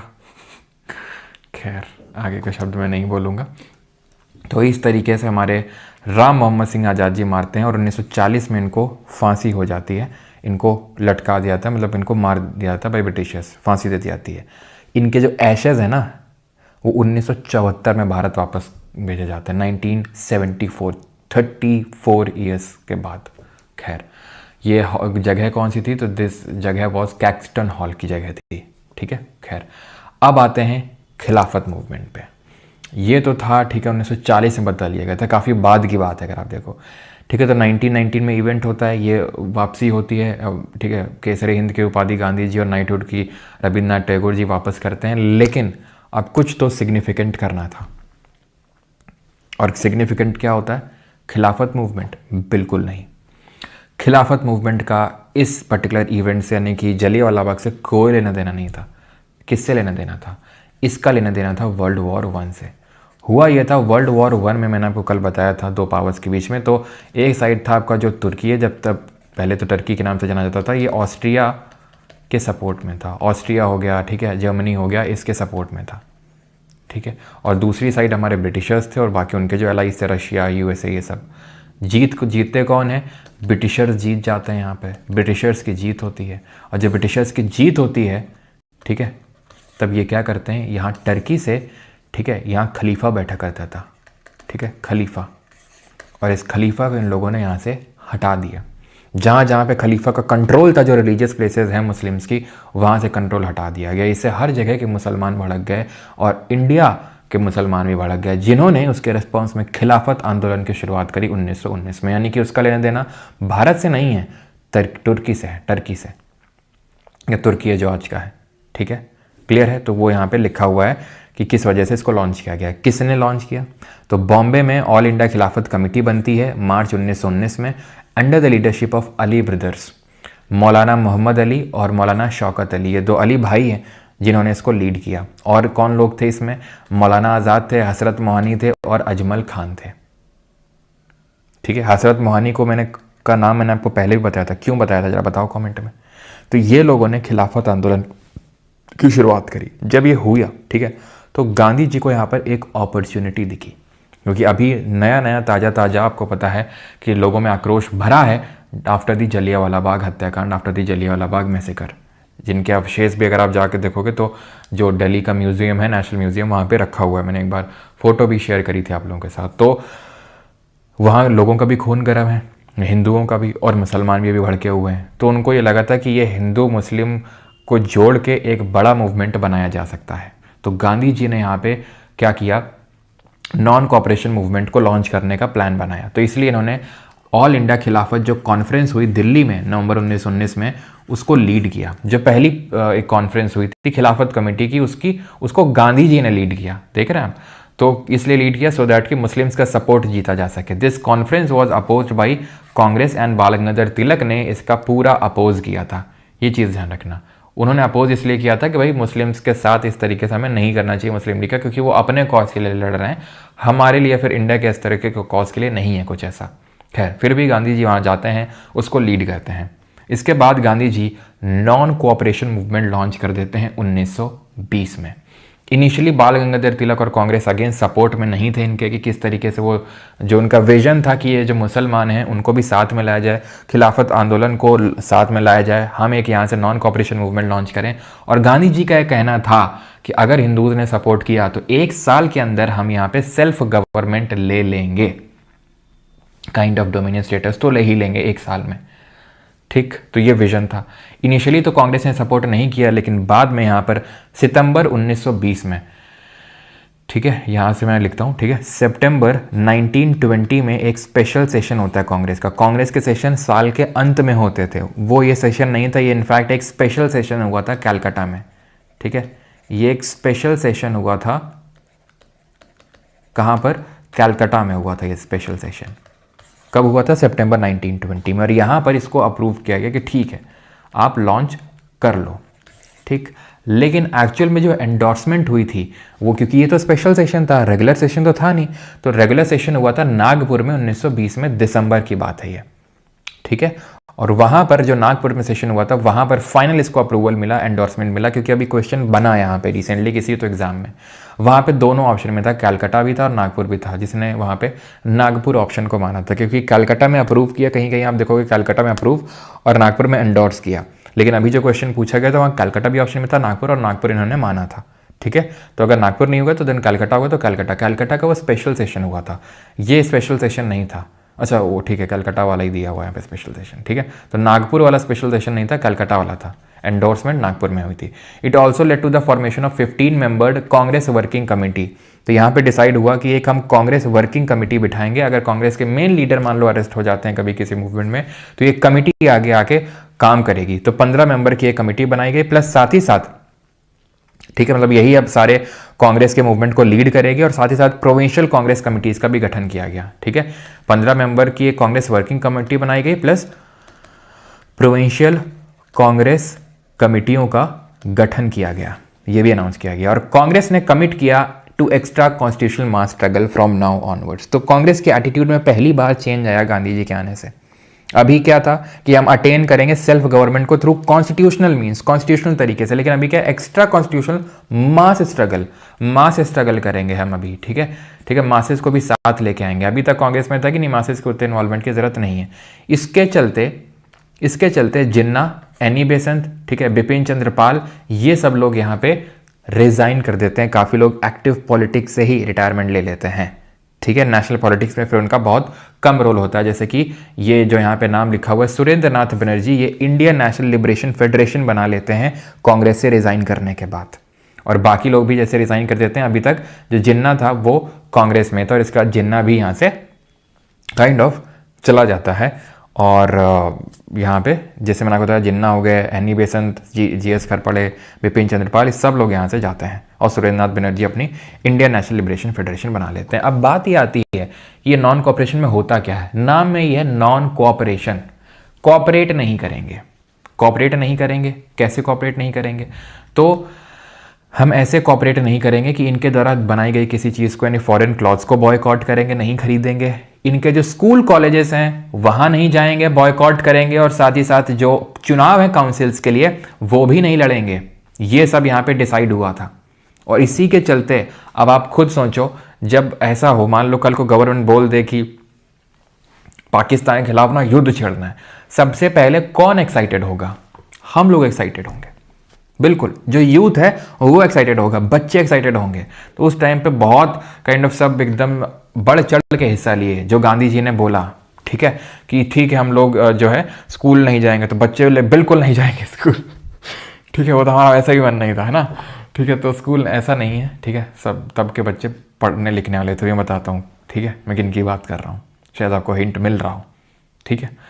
तो ठीक है, तो वो उन्होंने बॉयकॉट करना शुरू किया, जो बच्चे स्कूल जा रहे थे, जो यूथ कॉलेज में जा रहा था, सब बॉयकॉट किए। लॉयरशिप गिव अप कर दी, जैसे कि मोतीलाल नेहरू, जवाहरलाल नेहरू ने अपनी लॉयरशिप गिव अप कर दी, ठीक है। जहाँ पे जो लोग सर्विस कर रहे थे ब्रिटिश में, उन लोगों ने वहाँ से रिज़ाइन करना शुरू कर दिया। बहुत तगड़ा मूवमेंट बन गया। इनफैक्ट जब फंड रेजिंग करी गई, तिलक जी की डेथ हो जाती है, मैं आपको बताऊं, ठीक है। ये जब लॉन्च होता है अगस्त 1920 में होता है ये लॉन्च। क्या मैं बोल रहा हूँ, अगस्त 1920 में लॉन्च होता है। जब सितंबर 1920 में कलकत्ता सेशन होता है, उस कांग्रेस का अप्रूवल मिलता है। नागपुर वजह दिसंबर में होता है 1920 में, वहाँ पे एंडोर्समेंट मिलता है, लेकिन अगस्त में लॉन्च हो चुका था ये एक तरीके से गांधी जी के द्वारा। उससे पहले ही 1 अगस्त को, ठीक है, 1 अगस्त को डेथ हो जाती है 1920 को, किस किस की, तिलक जी की। तो तिलक स्वराज फंड बनाया जाता है। क्या बनाया जाता है, तिलक स्वराज फंड। और उसमें कितना कलेक्शन होता है, 1 करोड़ आप समझ लो। और उस टाइम का 1 करोड़ आप समझ लो, आज से कंपेयर कर लो आप, उस टाइम पे 1 करोड़ कितना होगा। इसको नेशनल एजुकेशन में प्रमोट करने के लिए, क्योंकि ऐसा बोला गया कि भाई अच्छा बच्चे हमारे अगर स्कूल नहीं जाएंगे, यूथ कॉलेजेस नहीं जाएंगे, तो फिर उनकी पढ़ाई लिखाई बहुत हैम्पर हो जाएगी। तो ऐसा नहीं होना चाहिए। तो नेशनल एजुकेशन को प्रमोट सेटअप वो करने के लिए काफ़ी सारे इस तरीके के स्कूल्स एंड कॉलेजेस स्टैब्लिश किए गए, जैसे कि जामिया मिलिया इस्लामिया, आप देखो, काशी विद्यापीठ हो गया, बिहार विद्यापीठ हो गया, ठीक है, आपका इन सब नेशनल कॉलेज एक कलकत्ता में सेटअप किया गया। इन सबको यहाँ पे लगभग 800 नेशनल स्कूल्स और कॉलेजेस जो हैं बने थे उस टाइम पे। क्यों, सो दैट बच्चे हमारे पढ़ लिख सकें, ठीक है। और प्रोटेस्ट और स्ट्राइक ऑर्गेनाइज हुई, बॉयकॉट का काफ़ी सपोर्ट हुआ। कुछ रीजनल मूवमेंट भी लॉन्च हुए, लोकल लेवल पे भी स्ट्रगल हुए। एक का मूवमेंट 1921 में जो मदारी पासी ने लीड किया था, ये अगेंस्ट दी वही जो रेवेन्यू सेटलमेंट टाइप था, ठीक है, उस टाइम का, उसके खिलाफ विद्रोह था पेजेंट्स का, किसानों का, अपने जो लैंड लॉर्ड्स या फिर ब्रिटिशर्स के अगेंस्ट में। मालाबार रिवोल्ट हुआ था यहाँ पे 1921 में। मैंने आपको रिवोल्ट के टाइम पे बताया था कि एक मालाबार वहाँ पे हुआ था 19th सेंचुरी में। ये 20th सेंचुरी का 1921 वाला, ये थोड़ा ज़्यादा इंपॉर्टेंट है। ये इनिशियली कांग्रेस के द्वारा सपोर्ट आया यहाँ पे, क्योंकि यहाँ पे किसानों का विरोध चल रहा था। किसके विरुद्ध, ब्रिटिशर्स के खिलाफ, मेनली जमींदार और ब्रिटिशर्स के खिलाफ। लेकिन ये धीरे धीरे हिंदू वर्सेस मुस्लिम बन गया, क्योंकि जो किसान थे वो ज़्यादातर मुसलमान थे, और जो ये जमींदार थे, फ्यूडल लॉर्ड थे, ये हिंदू थे। तो हिंदू वर्सेस मुस्लिम हो गया। और ये जो नॉन कॉपरेशन है, इसकी नींव ही हिंदू मुस्लिम यूनिटी पे रखी गई थी। तो इस वजह से कांग्रेस का सपोर्ट यहाँ से फिर वापस हो जाता है, वापस ले लेते हैं। सिख एजिटेशन जो करप्ट महंत के अगेंस्ट यहाँ पे चलता है। अवध किसान मूवमेंट शुरू होता है, ठीक है, बाबा रामचंद्र जी चलाते हैं 1920 में। तो ये लोकल लेवल भी स्ट्रगल शुरू होते हैं। Everything was going very very smooth according to the plan. और लग रहा था कि अब ब्रिटिशर्स की ऐसी की तैसी हो गई है। और जब ये ऐसा लग ही रहा था, ठीक है, तभी कुछ होता है।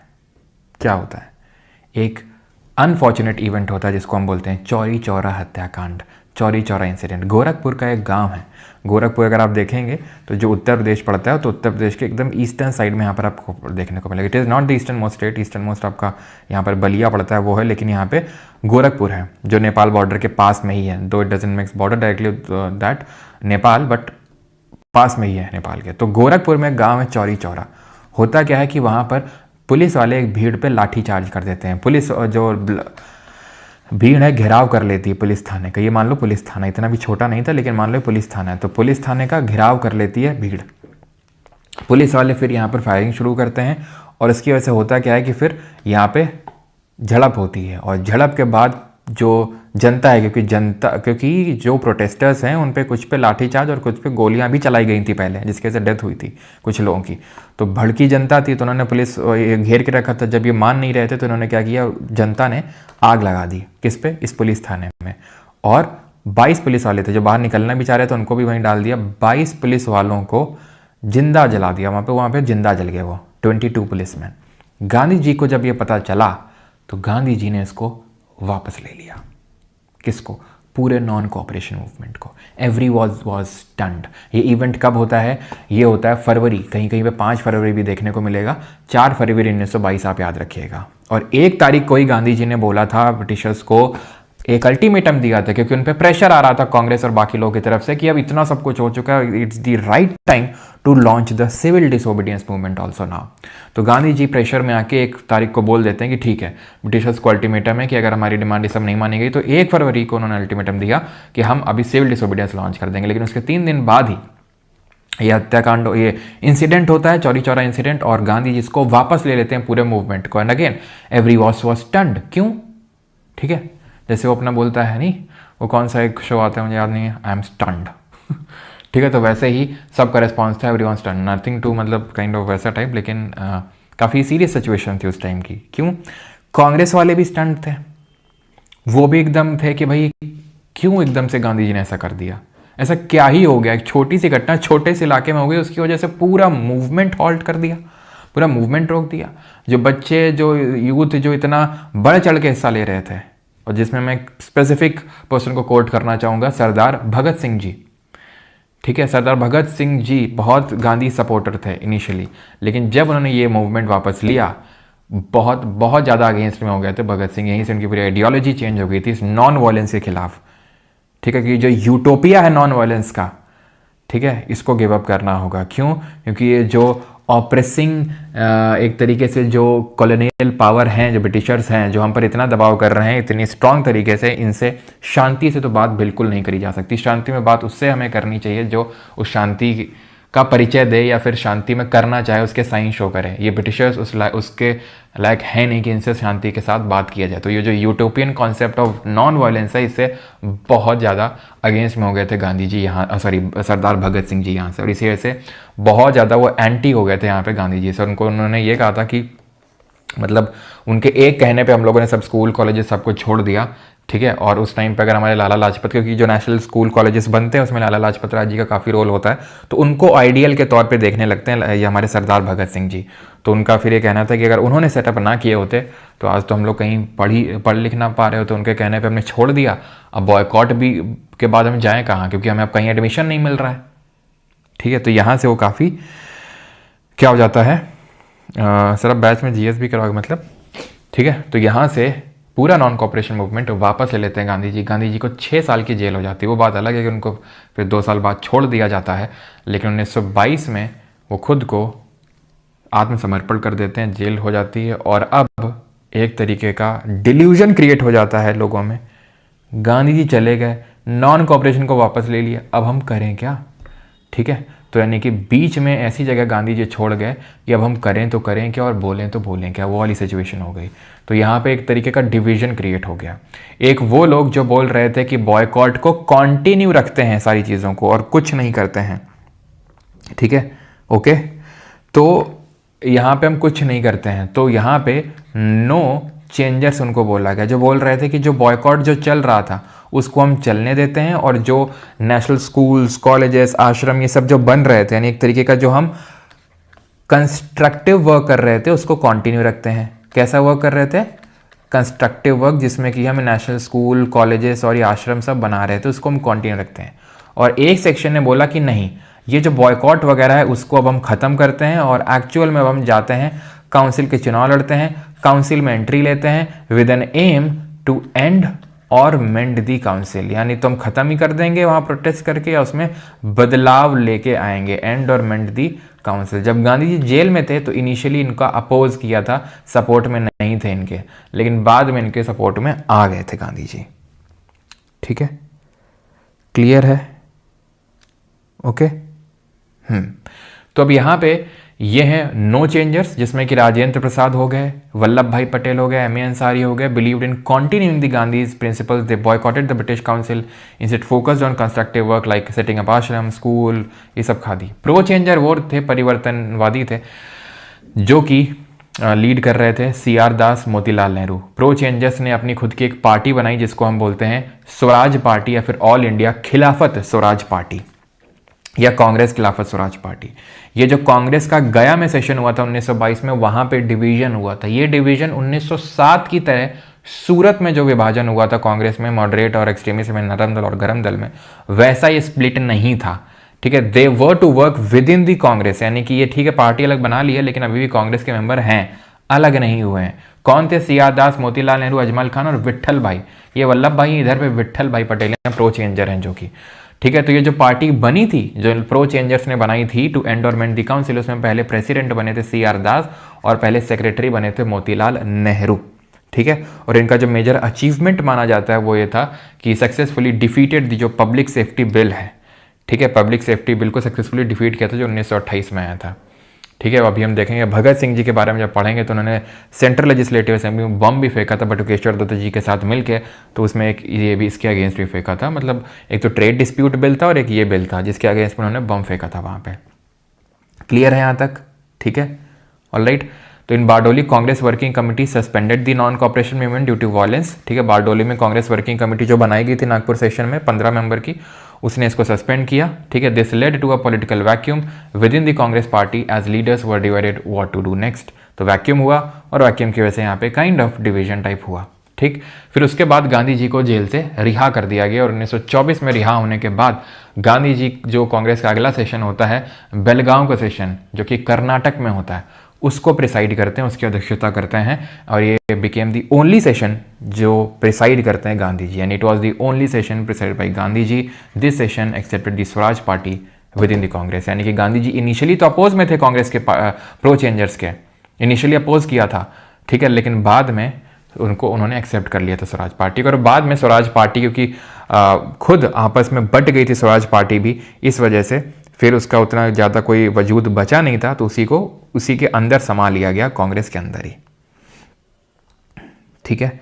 किसी का यहाँ तक कोई डाउट हो तो पूछ ले। और बाकी ये ध्यान रखना Chittaranjan Das is also known as देश बंधु, ये जो टाइटल मिला था ये गांधी जी के द्वारा इनको दिया गया था। स्वराज पार्टी कहाँ गई? ठीक है, बाद इन्हीं को स्वराज पार्टी इन्होंने बनाई, जैसे आपको मैंने अभी बताया। बाद में इनमें डिवीजन हो जाता है खुद में, ठीक है। इसमें दो सेक्शन निकल के आते हैं, एक कहलाते हैं रेस्पॉन्सिविस्ट्स, ठीक है, जिसमें लाला लाजपत राय, मदन मोहन मालवीय ये सब लोग आते हैं, और दूसरे आते हैं नॉन रेस्पॉन्सिविस्ट्स, ठीक है, जैसे इसमें मोतीलाल नेहरू वगैरह होते हैं, ठीक है। तो ये चीज़ आप ध्यान रखिएगा। फिर सी आर दास जो हैं, सी आर दास जिसके प्रेसिडेंट होते हैं, उनकी डेथ हो जाती है, ठीक है। जो चित्तरंजन दास जी हैं उनकी डेथ हो जाती है और उसके बाद, ठीक है, जो चित्तरंजन दास हैं ये जिनको देशबंधु का टाइटल मिला था गांधी जी के द्वारा, इनकी हो जाती है डेथ, ओके। और उसके बाद कांग्रेस में हो जाता है डिवीजन। इनकी डेथ कब होती है? इनकी डेथ होती है 1925 में, और उसी के बाद यहाँ पे डिवीजन हो जाता है रेस्पॉन्सिविस्ट और नॉन रेस्पॉन्सिविस्ट में, ठीक है। दीन बंधु अलग होता है, ध्यान रखिएगा। अभी क्वेश्चन भी मैंने पोस्ट किया था कुछ टाइम पहले, ठीक है। दीन बंधु अलग हैं, ठीक है। दीन बंधु बोलते हैं किसको?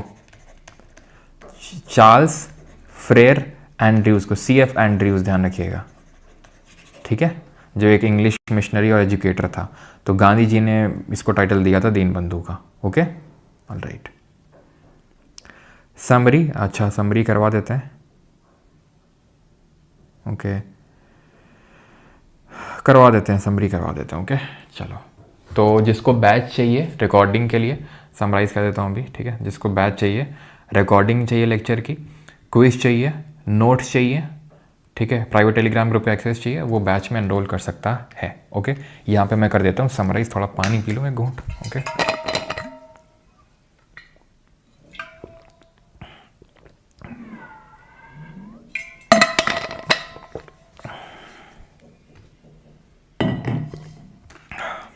चलो, तो हमने शुरुआत करी कि गांधी जी ने, ठीक है, गांधी जी के बारे में जाना कि साउथ अफ्रीका में उन्होंने कुछ तो किया, जैसे कि नेटल इंडियन कांग्रेस इन्होंने स्टैब्लिश करी, फिनिक्स सेटलमेंट इन्होंने स्टैब्लिश किया, टॉलस्टॉय फार्म स्टैब्लिश किया, ठीक है। 1894 में नेटल इंडियन कांग्रेस डर्बन में, फिनिक्स सेटलमेंट जो है 1904 में डर्बन में, देन टॉलस्टॉय फार्म 1910 में इन्होंने बनाया, ठीक है। देन जो मैरिज के रजिस्ट्रेशन ऑफ मैरिज के खिलाफ इन्होंने प्रोटेस्ट किया, प्लस जो सर्टिफिकेट वाला जो एक्ट था उसके खिलाफ इन्होंने प्रोटेस्ट किया। उसके बाद 9 जनवरी 1915 को 9 जनवरी 1915 को गांधी जी वापस लौटते हैं भारत में, जिस दिन NRI डे यानी प्रवासी भारतीय दिवस मनाते हैं। गोपाल कृष्ण गोखले इनके पॉलिटिकल गुरु के कहने पे अभी कुछ टाइम भारत भ्रमण करते हैं। पहला पब्लिक अपीयरेंस 1916 में जो BHU का इनाग्रेशन होता है, जो मदन मोहन मालवीय यानी बेसन जी के साथ मिलकर बनाते हैं, उसको इनाग्रेशन में दिखते हैं। 1915 में ही मदन मोहन मालवीय हिंदू महासभा का गठन करते हैं। खैर, गांधी जी की शुरुआत होती है 1917 के चंपारण सत्याग्रह से, जो कि तिनकठिया सिस्टम था उसके विरोध में ऑर्गेनाइज किया गया था। तिनकठिया मतलब 3 कठिया, 3/20th पार्ट ऑफ लैंड में इंडिगो कल्टीवेशन करना है, उसके अगेंस्ट में था ये चंपारण एग्रेरियन एक्ट पास होता है 1918 में, और उस तिनकठिया सिस्टम को हटाया जाता है, और जो अबवाब टैक्स है उसको भी हटाया जाता है। 1918 में होती है अहमदाबाद मिल स्ट्राइक, जहाँ पर कौन इन्वाइट करता है? राजकुमार शुक्ला जी इन्वाइट करते हैं। यहाँ पर अनुसुईया साराभाई मिल ओनर की एक बहन होती है, वो इन्वाइट करती हैं, और यहाँ पे ना तुम्हारी ना हमारी ना तो 50% ना तो 20%, 35% का वेज हाइक फाइनली डिसाइड किया जाता है, क्योंकि वेजेस की हाइक डिमांड कर रहे थे जो मिल के वर्कर्स थे। कितना? 50%। ओनर क्या बोले थे? नहीं, 20%। तो बीच में निकाला गया 35%। देन 1918 में फिर से, यानी कि एक हफ्ते बाद ही खेड़ा सत्याग्रह को ऑर्गेनाइज किया जाता है। और ये पहला क्या था? पहला सिविल, कैसे याद रखोगे? सी, तो सी से सिविल डिसोबीडियंस। पहला क्या था? Hunger strike. ये पहला नॉन कॉपरेशन था। ठीक है, तो खेड़ा में क्या था? ये था गुजरात में, जो कि पेशेंट्स जो थे वो टैक्स नहीं देना चाहते थे कि टैक्स की माफ़ी करी जाए। ये बोल रहे थे ब्रिटिशर्स नहीं, टैक्स हाइक करेंगे। फिर हुआ क्या? गांधी जी और सब कुछ हुआ, तो 1918 में ये डिसाइड हुआ कि करंट ईयर का, अगले ईयर का टैक्स माफ़ किया जाएगा। जिनकी प्रॉपर्टी कन्फिस्केट करी गई है यानी कि जब्त करी गई, उनको वापस किया जाएगा, और जो बढ़ा हुआ रेवेन्यू उसको भी वापस कम किया जाएगा। ठीक है, तो ये सब डिसाइड हुआ। तो जीत हुई गांधी जी की। ओके, सब कुछ ठीक है। देन क्या होता है? देन होता है unfortunate event, and that is Rowlatt act पास होता है। मोन्टागी केल्प फॉर रिफॉर्म भी हमने पढ़ा था, लेकिन उसको अभी हटा दो। तो रॉलेट एक्ट आता है, जो कि अनार्कियल एंड रेवोल्यूशनरीज क्राइम्स एक्ट है, जो सिडनी रॉलेट ने वो बनाया था। गांधी जी ने इसको ब्लैक एक्ट बोला, जहां पे नो अपील, नो वकील, नो दलील, सीधा jail with suspicion, no trial, कोई ट्रायल नहीं चलेगा, सीधा आपको जेल हो जाएगी with suspicion, mere suspicion only. तो इसको ब्लैक एक्ट बोला गांधी जी ने, और it aimed to remove the habeas corpus, जो हमने डिस्कस किया था। तो हेबियस कॉर्पस को इसका रिमूव करना टारगेट था। अब हुआ क्या? इसके खिलाफ गांधी जी ने रॉलेट सत्याग्रह, तो गांधी जी का पहला मास सत्याग्रह जो था, अगर आपसे पूछे गांधी जी का पहला मास सत्याग्रह, वो ये था। क्या? रॉलेट सत्याग्रह, पहला मास सत्याग्रह। वैसे तो चंपारण में भी सत्याग्रह किया था, लेकिन पहला मास सत्याग्रह जो है मास लेवल पे, वही सत्याग्रह सभा बनाई होम रूल लीग के यूथ को लेके 1919 में ही। फिर क्या हुआ? फिर हुआ हमारा अनफॉर्चुनेट इवेंट, जलियांवाला बाग हत्याकांड। जलियांवाला क्यों होता है? जलियांवाला होता है क्योंकि यहाँ पे सैफुद्दीन किचलू सत्यपाल की अरेस्ट होती है, उसको प्रोटेस्ट करने के लिए, और बैसाखी को सेलिब्रेट करने के लिए 13 अप्रैल 1919 को जलियांवाला बाग अमृतसर में लोग इकट्ठा होते हैं। जब इकट्ठा होते हैं तो ये हरामखोर जनरल EM डायर, जिसको रेगिनाल्ड डायर भी बोलते हैं, इसने ओनली एग्जिट गेट बंद करवा के लोगों पे, निहत्थे लोगों पे, जिसमें बच्चे, ठीक है, महिलाएं और लोग, बहुत लोग थे जिनका कोई लेना देना नहीं था पॉलिटिकल प्रोटेस्ट से। इनफैक्ट मेजॉरिटी लोग तो वही थे जिनका सिर्फ बैसाखी से लेना देना था। उसमें गोलियां चलाई बिना कोई ऑर्डर दिए, बिना लोगों को डिस्पर्स किए, यानी कि फोर्सेस को ये भी बोला जा सकता था कि भी लोगों को यहाँ पे डिस्पर्स करो। अगर फिर भी नहीं जाते हैं, जो पॉलिटिकल वाले यहाँ पे रुके रहते हैं, उन पे हम उनको कर सकते हैं, लेकिन उसने ना तो बिना कोई साइन वार्निंग दिए उन पे गोलियां चलाई। बहुत लोगों की डेथ हुई। डेथ का नंबर आपसे नहीं पूछेगा, लेकिन अप्रॉक्सीमेटली जो गवर्नमेंट के द्वारा कोट किया गया 379 था वो। खैर, तो यहाँ पे डेथ होती है जलियांवाला बाग हत्याकांड में। तो क्या होता है इसका जो इमीडिएट होता है, तो गांधी जी जो केसर हिंद की उपाधि है उसको वापस कर देते हैं, और जो रविन्द्रनाथ टैगोर जी हैं वो नाइटहुड की उपाधि को वापस कर देते हैं। इसके बाद एक मूवमेंट शुरू होता है जिसको हम बोलते हैं खिलाफत। उसका लेने देना बिल्कुल भी ना तो जलियांवाला बाग ना तो इंडिया से था, लेने देना टर्की से था। तो गांधी जी इसमें अपॉर्चुनिटी देखते हैं और खिलाफत के साथ मर्ज कर देते हैं नॉन कॉपरेशन मूवमेंट को, असहयोग आंदोलन को। ये 1919 में अली ब्रदर्स, मौलाना मोहम्मद अली, मौलाना शौकत अली इसको शुरू करते हैं। अजमल खान, मौलाना आज़ाद, हसरत मोहानी, ये सब लोग थे।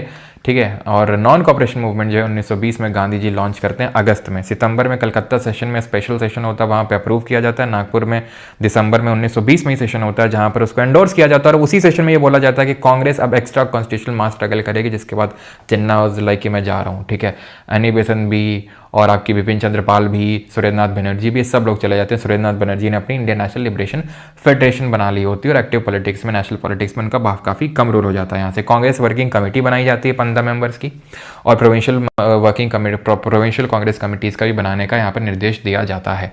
यहाँ पे क्या करना था? चीज़ों का बॉयकॉट करना था, हर चीज़ों का। ठीक है, स्कूल कॉलेजेस नहीं जाना जो ब्रिटिशर्स के द्वारा, बॉयकॉट करना, फॉरेन गुड्स का, ये सब चल ही रहा था। ठीक है, इनफैक्ट लोकल लेवल पे भी हमने देखा एका मूवमेंट, शुरू हुआ 1921 में, मदारी पासी ने लीड किया। अवध किसान मूवमेंट 1920 बाबा रामचंद्र ने, ठीक है। और मालाबार 1921 में, जो मालाबार रीजन में होता है, तो ये लोकल लेवल पे अपराइजिंग हुई थी, ठीक है। वेमेन गेव अप देयर पर्दा, ये सब हुआ और सारा कुछ अच्छा चल रहा था। और 1 फरवरी को गांधी जी ने अनाउंस कर दिया कि हम सिविल डिसोबीडियंस भी करेंगे। लेकिन तभी 4 फरवरी को एक घटना होती है 1922 में, वो होती है आपकी चौरी चौरा हत्याकांड, ठीक है, जहाँ पर गोरखपुर के एक गाँव में चौरी चौरा में पुलिस वालों को 22 पुलिस वालों को जिंदा जला डाला जाता है भीड़ के द्वारा। जिसके बाद गांधी जी इसको वायलेंस के चलते कि उनका ये मानना था कि भाई हमारा जो एंड है जिसको हम अचीव करना चाहते हैं वो तो एंड जो अचीव करना चाहते हैं वो अच्छा है, ठीक है, लेकिन जिस मीन्स के थ्रू अचीव कर रहे हैं वो भी सही होना चाहिए। गांधी जी का ये मानना था। और गांधी जी का ये भी मानना था कि एक लंबे मूवमेंट को लंबे समय तक कंटिन्यू रखना थोड़ा पॉसिबल नहीं है। तो गांधी जी ने इसको वापस ले लिया। जेल हो जाती है 6 साल के लिए, वो बात अलग है। गांधी जी 2 साल बाद छूट के आ जाते हैं। लेकिन बरदौली में जो सेशन होता है कांग्रेस वर्किंग कमेटी का, वो अनाउंसमेंट करती है कि ठीक है, अब सस्पेंड हो चुका है नॉन कोऑपरेशन मूवमेंट। तो यहाँ पर कांग्रेस 2 पार्ट में डिवाइड हो जाती है। एक पॉलिटिकल वैक्यूम क्रिएट होता है। एक वो जो बोल रहे थे कि ठीक है, जैसा चल रहा था बॉयकॉट चलने दो, नो चेंजर, कंस्ट्रक्टिव वर्क पे हम फोकस करेंगे। और एक वो बोल रहे थे नहीं, अब काउंसिल में एंट्री मारनी होगी, ठीक है, वहाँ अपनी बात रखनी होगी। तो प्रो चेंजर बोला गया, जिन्होंने स्वराज पार्टी या कांग्रेस खिलाफत स्वराज पार्टी बनाई 1923 में। CR दास पहले प्रेसिडेंट बने और मोतीलाल नेहरू उसके पहले सेक्रेटरी बने। और उसमें विट्ठल भाई पटेल भी थे यहाँ पर, विट्ठल भाई पटेल भी थे प्रो चेंजर में, वल्लभ भाई पटेल आपके नो चेंजर में थे। उसके बाद 1925 में CR दास की मृत्यु के बाद ये रेस्पॉन्सिविस्ट और नॉन रेस्पॉन्सिविस्ट में टूट जाती है। और 1924 में 1924 में जब गांधी जी जेल से निकलते हैं, हेल्थ रीजंस के उनको छोड़ दिया जाता है, तब वो लीड करते हैं कांग्रेस का जो बेलगांव सेशन होता है, कर्नाटक में होता है, only session president by Gandhi ji. और उसमें काइंड ऑफ एक तरीके से पहले तो इनिशियली अपोज करते हैं प्रो चेंजर्स का गांधी जी, लेकिन उसमें मान जाते हैं कि हाँ, प्रो चेंजर्स ने भी कुछ तो ठीक काम किया है, जैसे उन्होंने जो पब्लिक सेफ्टी बिल है उसको डिफीट करने में हेल्प करी है। ऑलराइट, पूरा लेक्चर समराइज हो गया। देश बंधु का टाइटल CR दास को मिला था, चित्ररंजन दास जी को, और दीन बंधु का CF एंड्रयूज को। Alright, done. ठीक है, अभी क्वेश्चंस लगाते हैं हम लोग, ठीक है। सो बाकी अब बैच में एनरोल कर सकते हैं अगर आपको करना है। ये इंग्लिश का और ये पूरा दोनों कॉम्बो है, यानी कि दोनों इंग्लिश और जीके का कंबाइंड है ये। ऑलराइट, बाकी आपकी मर्जी है। आगे हम क्वेश्चन कहाँ गए? क्वेश्चन यार आज मैंने खोला ही नहीं, आज मैं PPT खोलना ही भूल गया। रुकना एक सेकेंड, थोड़ा सा अंधेरा करना पड़ेगा।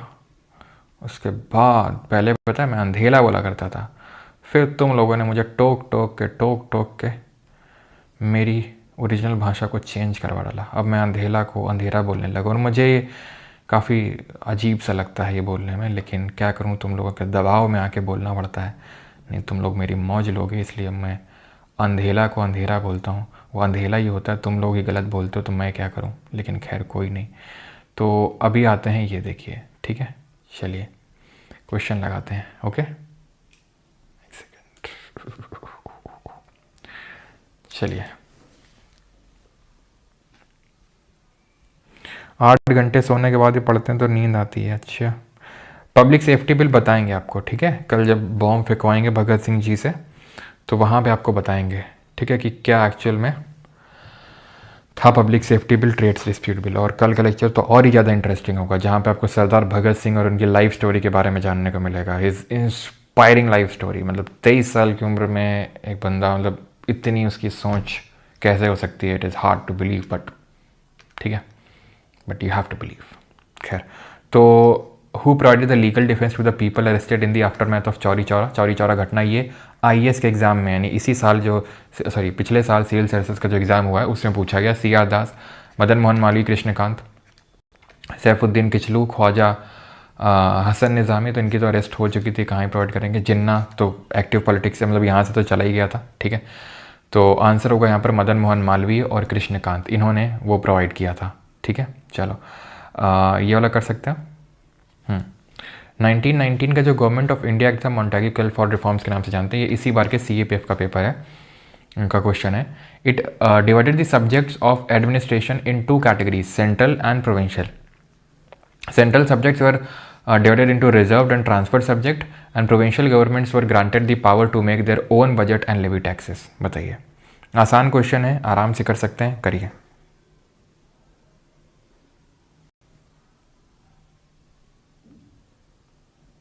चलो, कल क्या है, मतलब कल लेक्चर है और क्या है, तो हमें पता है कि सेंट्रल सब्जेक्ट्स को नहीं, प्रोविंशियल सब्जेक्ट्स को डिवाइड किया गया था दो पार्ट में, रिजर्व्ड और ट्रांसफर्ड। क्योंकि हमने देखा था कि जो डायरकी है, जो द्वैध शासन है, वो प्रोविंसेस में लाई गई थी। वो 1935 का गवर्नमेंट ऑफ इंडिया था जिसने प्रोविंसेस से डायरकी हटा के सेंटर में डायरकी लाया था। ठीक है, तो ये वाला गलत हो जाएगा, और अगर ये गलत हुआ तो अपने आप आपका आंसर आ गया ऑप्शन नंबर सी, खत्म। प्रोविंशियल सब्जेक्ट्स को डिवाइड किया गया था, सेंट्रल सब्जेक्ट को डिवाइड किया गया था 1935 के एक्ट से। ठीक है, चलिए, consider the following statement about the Rowlatt act of 1919। CAPF जो पिछला वाला एग्जाम हुआ था, पिछले से पिछला 2025 से पहले, वो उसका question. It was passed by the imperial legislative council, Khilafat committee was form to oppose the act, while Gandhi was arrested the local leaders were allowed to continue the protest. और ध्यान रखना, इस रॉलेट एक्ट को जब ये पास हुआ था, ठीक है, काउंसिल से, तब इसका जो इंडियन मेंबर्स थे, जिसमें जिन्ना भी थे, तो उन्होंने अपोज किया था, इसका ध्यान रखिए। ठीक है, सबने अपोज किया था, जितने भी इंडियन मेंबर्स थे, लेकिन ब्रिटिशर्स ने इसका कोई अपोज नहीं किया, सबने सपोर्ट ही किया था इसका। ठीक है, खैर, तो यहाँ पर पूछा गया गलत कौन सा है। It was passed by imperial legislative council, सही है ये, तो यानी गलत पूछा है कौन सा है। Khilafat committee was form to oppose the act, नहीं भैया, खिलाफत कमेटी का रॉलेट से कोई लेना देना नहीं था। कहाँ से लेना था? टर्की से लेना देना था। While Gandhi ji was arrested the local leader were allowed to continue the protest, ऐसा कुछ नहीं हुआ था। ठीक है, कि बाकी लोगों को अलाउ, गांधी जी के तो अरेस्ट ही नहीं हुई थी। जैसे नॉन कॉपरेशन में बात करें, बाकी लीडर्स की अरेस्ट हो गई थी, लेकिन गांधी जी की नहीं हुई थी। तो ऑप्शन नंबर आंसर हो जाएगा B 2। ठीक है, ऐसा मैंने आपको कहीं नहीं बताया था कि गांधी जी की अरेस्ट हुई थी, और फिर बाकी लोगों की भी तो अरेस्ट हुई थी। आप देखो ना, लोकल लीडर में सैफुद्दीन किचलू और सत्यपाल कौन है? वो लीडर्स अरेस्ट नहीं होते क्या अमृतसर में? तभी तो सब वो जलियांवाला बाग हुआ था। तो उतना तो आप थोड़ा सा दिमाग यहाँ पे लगाना पड़ता है। ये जो UPSC के क्वेश्चंस होते हैं, ऐसा डायरेक्ट क्वेश्चन नहीं देखने मिलेगा, थोड़ा बहुत कहीं कहीं पे डायरेक्ट भी देखने मिलते हैं, लेकिन कहीं कहीं पे दिमाग लगाना पड़ता है थोड़ा सा। ओके, तो 2 हो जाएगा, और बिना पास हुए तो फिर कैसे ही आ सकता है। Not a consequence of the successful Champaran Satyagraha of 1917। तो इसमें से निम्नलिखित में से कौन सी कार्रवाई 1917 के सफल चंपारण सत्याग्रह का परिणाम नहीं थी? Sarbeshi rent was reduced by 26%, abwab was declared illegal, the thekedari system was allowed to continue as it is, and the tawan a fine on peasant was abolished. CBI में भी यार तगड़े क्वेश्चन आते हैं, मानना पड़ेगा। ठीक है, CBI में भी एकदम normal straight forward type question नहीं आते हैं। तो नॉट अ कॉन्सिक्वेंस, ध्यान रखना, ठेकेदार का कुछ लेना देना नहीं था। अबवाब हमने पढ़ा ही था, अबवाब को हटा दिया गया था पूरी तरीके से। जो शराबेसी रेंट पड़ता था वो भी रिड्यूस कर दिया गया था, और जो तवान फाइन ऑन पेजेंट उसको भी अबॉलिश कर दिया गया था। ठीक है, इसमें अगला क्वेश्चन करेंगे आप। ठीक है, which of the following was not a part of the action programme of the non cooperation movement. निम्नलिखित में से कौन सा असहयोग आंदोलन के कार्रवाई कार्यक्रम का हिस्सा नहीं था? ये आपको बताना है। नॉन कॉपरेशन मूवमेंट का पार्ट नहीं था, ये आपको बताना है। बारडोली आगे देखेंगे सर। ठीक है,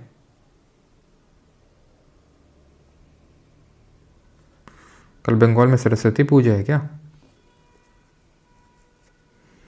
बिल्कुल दे सकते हैं, सीरियस वगैरह का एग्जाम, बिल्कुल। ठीक है, तो Congress organisation was to reach down to the village and mohalla level, boycott of government affiliated schools and colleges, बिल्कुल था। Taking control of law and order machinery of the state by the Congress working committee, title and honour surrender करने, बिल्कुल। Odd one out, इस question को अगर आप गलत कर रहे हैं तो मतलब आपने ऑप्शन ढंग से पढ़ा नहीं और आप क्लास में अटेंटिव नहीं थे। ठीक है, सारा काम पीसफुल तरीके से ही होना था, सिर्फ बॉयकॉट करना था, नॉन कॉपरेट करना था। यहाँ क्या है, टेकिंग कंट्रोल, यानी कि कानून और व्यवस्था मशीनरी का नियंत्रण कर लो। ये कुछ ऐसा नहीं था कि पूरा नियंत्रण कर लो उसमें। ठीक है, हाँ, कल ही है क्या वो, क्या बोलते हैं, बसंत पंचमी? क्यों हुआ? Among the following was not a women labour leader who organised workers in the strikes in the 1920s। भाई कोई बता सकता है क्या? लाइव क्लास किस टाइम स्टार्ट होती है? 9:30 पे स्टार्ट होती है। अच्छा, कल वसंत पंचमी है, तो क्या सुबह से ही पूजा करना शुरू कर देते हो क्या तुम लोग? हाँ, शुरू से ही पूजा करते हो क्या? मतलब सुबह से ही करते हो क्या? अच्छा, पूछ रहा है कि इसमें से, ओके ठीक है। वैसे अभी हम लोगों ने पढ़ा तो नहीं है, क्योंकि आगे पढ़ेंगे हम कुछ लोगों के नाम। ठीक है, लेकिन पूछ रहा है कि नॉट अ लेबर लीडर, तो सरला देवी चौधरानी यहाँ लेबर लीडर नहीं थी। अगर आपको याद हो तो उन्होंने भारत स्त्री महामंडल बनाया था। कब बनाया था, कोई बताएगा? भारत स्त्री महामंडल, भारत स्त्री महामंडल 1910 में, 1910 में। ठीक है, चलो did not belong to a group of no changer, यानी इनमें से नो चेंजर कौन नहीं है, मतलब प्रो चेंजर कौन है ये पूछ रहा है। Yashank Yadav, sir I need to contact you telephonically for some assistance. Telephonically, अच्छा। वैसे यार अभी क्वेरी नंबर है ना, क्वेरी नंबर पता नहीं व्हाट्सएप ने ब्लॉक क्या बैन करके रखा है, ब्लॉक, क्योंकि बहुत सारे मैसेजेस आते हैं तो उसकी वजह से आई थिंक उसने स्पैम में लोड कर लिया उसको, ठीक है, स्पैम में ले लिया, जिसकी वजह से आई थिंक बहुत सारे लोगों के मैसेजेस रिसीव नहीं हो पा रहे हैं। तो टेलीफोनिकली तो मुश्किल है यार, लेकिन हाँ अभी मैं नंबर दे दूँगा मेंस के रिजल्ट के बाद, लेकिन ठीक है। So did not belong to the group of no changers, तो विट्ठल भाई पटेल प्रो चेंजर थे, ठीक है, वी रेड दैट, विट्ठल भाई पटेल, ओके। हाँ, अर्लीस्ट से क्रोनोलॉजिकल ऑर्डर में लगाइए।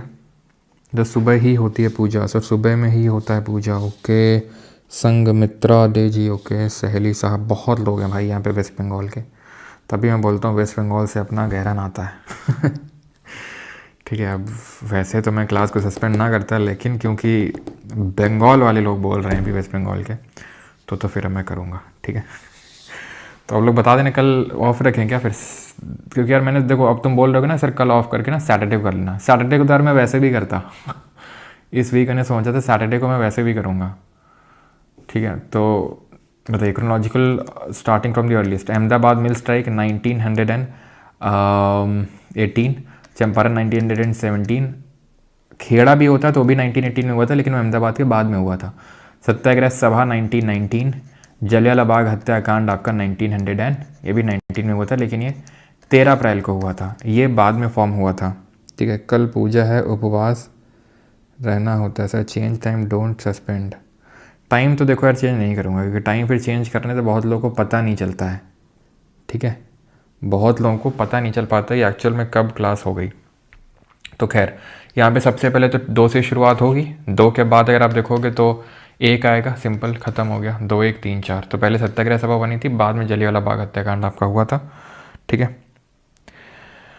क्लियर है, ऑल राइट। आगे बढ़ते हैं। In India first major public appearance of Gandhi was on, तो गांधी जी की पहली महत्वपूर्ण सार्वजनिक उपस्थिति कहाँ दर्ज हुई थी, चंपारण में, खेड़ा में, इनाग्रेशन ऑफ BHU या फिर ऑलट सत्याग्रह। तो पहली पब्लिक अपीयरेंस 1916 में हुई थी BHU के इनाग्रेशन में। The call for renunciation of all voluntary associations within the British government was given in, कि जितने वॉलंटरी एसोसिएशंस उनको वो करना है। No off, no off, off मत करिए Priya Paul, okay. Jyoti Devi, no sir, क्योंकि थोड़ा वही मैं सोच रहा था ना, जल्दी जल्दी नो ऑफ नहीं करना, जल्दी जल्दी ख़त्म कर लेते हैं। तो यार आ जाना, थोड़ी देर पूजा है मैं मान सकता हूँ, लेकिन थोड़ा आ जाना, ठीक है, इतना कोई लोड लेने की बात नहीं है, थोड़ी पढ़ लेना, फिर उसके बाद पूजा कर लेना, क्योंकि 9:30 पे क्लास होती है, देख लेना थोड़ा उसी हिसाब से अपना अरेंजमेंट कर लेना। लेकिन ऑफ करेंगे तो ना पूरा वो मोमेंटम टूट जाता है, क्योंकि ये हिस्ट्री क्या है ना, मॉडर्न हिस्ट्री में खासकर सारी चीज़ें अगर हम लिंक में पढ़ते हैं ना तो बड़ी आसानी समझ में आ जाती हैं, और फिर थोड़ा मैं स्पीड अप भी करना होगा चीज़ों को, क्योंकि एग्जामिनेशन जल्दी है। और जैसे आज जो हमने पढ़ा है तो इसी के कंटिन्यू में कल पढ़ लेंगे तो ज़्यादा समझ आ जाएगा, फिर ब्रेक हो जाएगा तो फिर वो ठीक है मोमेंटम टूट जाता है, वो तो रहेगी कल क्लास, ठीक है।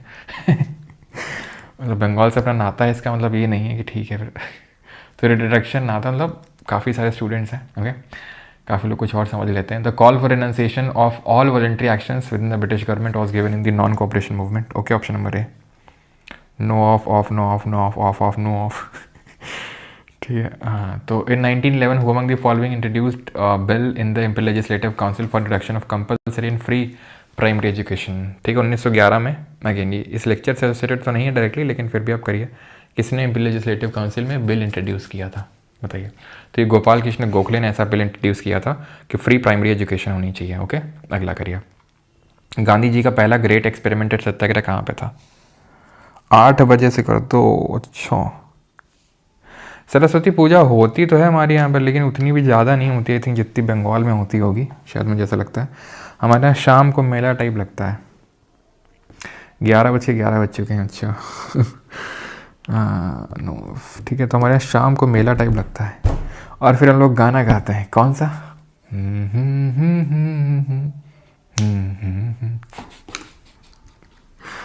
ठीक है, तो Gandhi ji first experiment in satyagraha was at, कहाँ पे था?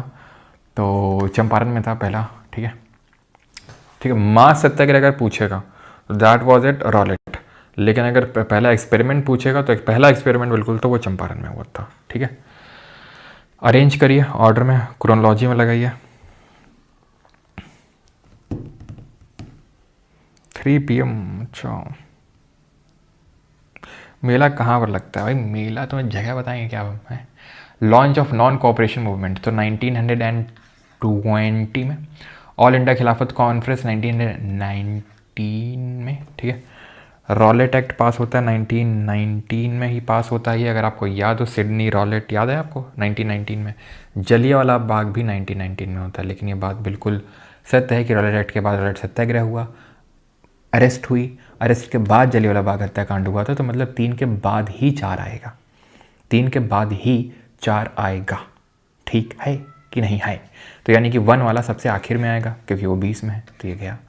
सबसे पहले कौन सा आएगा? रॉलेट एक्ट आएगा, रॉलेट एक्ट है ना, रॉलेट एक्ट आएगा पहले। कॉन्फ्रेंस तो दिल्ली में तब हुई ना, कॉन्फ्रेंस तो दिल्ली में तब हुई जब जलियांवाला बाग हत्याकांड हो गया था, गांधी जी चढ़ गए थे, और गांधी जी ने फिर सोचा कि यार यही सही मौका है हिंदू मुस्लिम यूनिटी को करके लॉन्च कर देते हैं। तो फिर उन्होंने खिलाफत कॉन्फ्रेंस को लीड किया था। तो पहले तो तुम्हारा रॉलेट एक्ट पास होगा, देन जलियांवाला बाग होगा, देन ये खिलाफत, और देन आपका बाद ये। तो 3, 4, 2, 1 option number B. Okay, Saturday off कर दो सर, कल लंबी क्लास। सैटरडे ऑफ नहीं होगा, सैटरडे को भी क्लास होगी। ठीक है, क्लास होगी सैटरडे को भी। ठीक है, ऐसा सब चल नहीं पाएगा तुम लोगों का। दिल्ली पुलिस 2025 $1 सत्याग्रह बिगिन। बताइए कहाँ सत्याग्रह शुरू हुआ? थर्ड सत्याग्रह सूरत गुजरात में। क्रिश का गाना सुना है बेटा पंकज? सुधर जाओ भी, ठीक है, पुराना हो गया अभी क्रिश का गाना।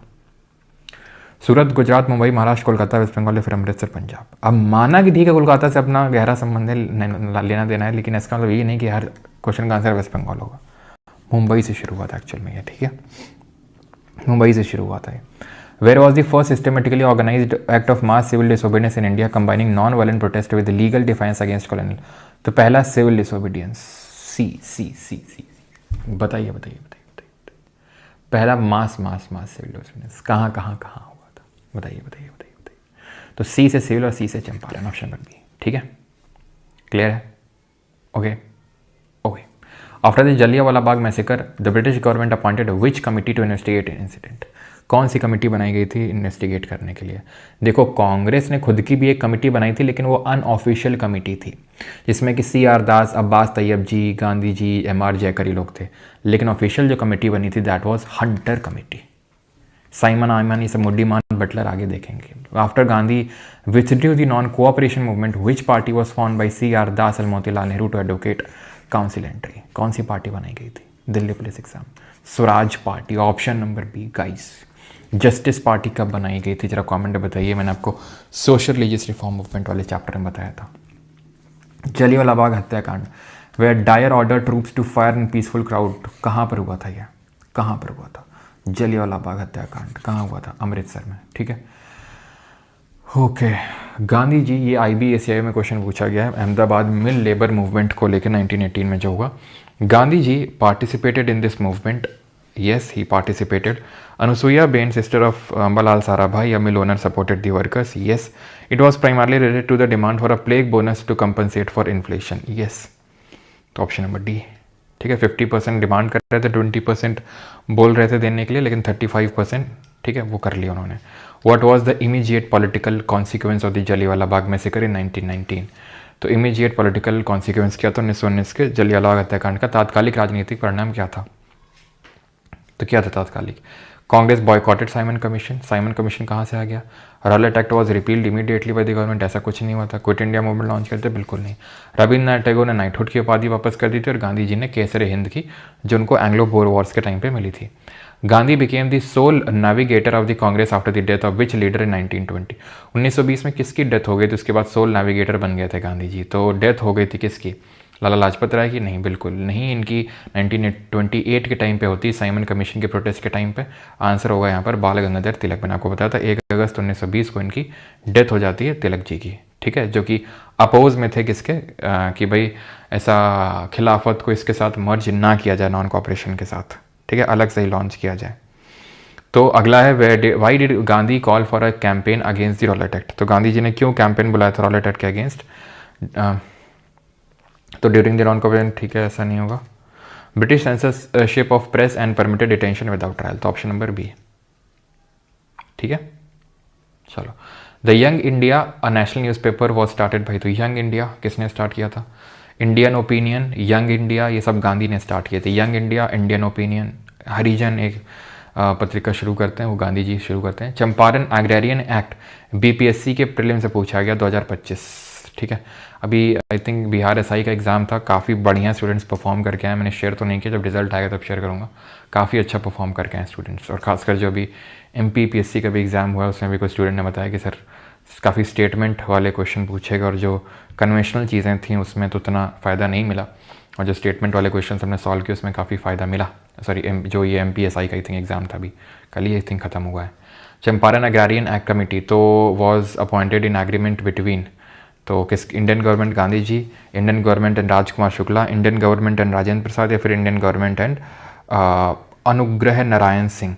तो हमने देखा था चंपारण एग्रारियन एक्ट पास हुआ था 1918 में, वो 1918 में जो कमेटी बनी थी उसके रिकमेंडेशन के बाद वो हुआ था। तो इसमें इंडियन गवर्नमेंट थी, ब्रिटिश गवर्नमेंट और गांधी जी, इन विच महासत्याग्रह का अम्बेडकर जी ने लीड किया था 1928 में, 1923 में, 1925 में, या फिर 1927 में। तो महासत्याग्रह 27 में हुआ था, टेम्पल एंट्री मूवमेंट 1930 में हुआ था।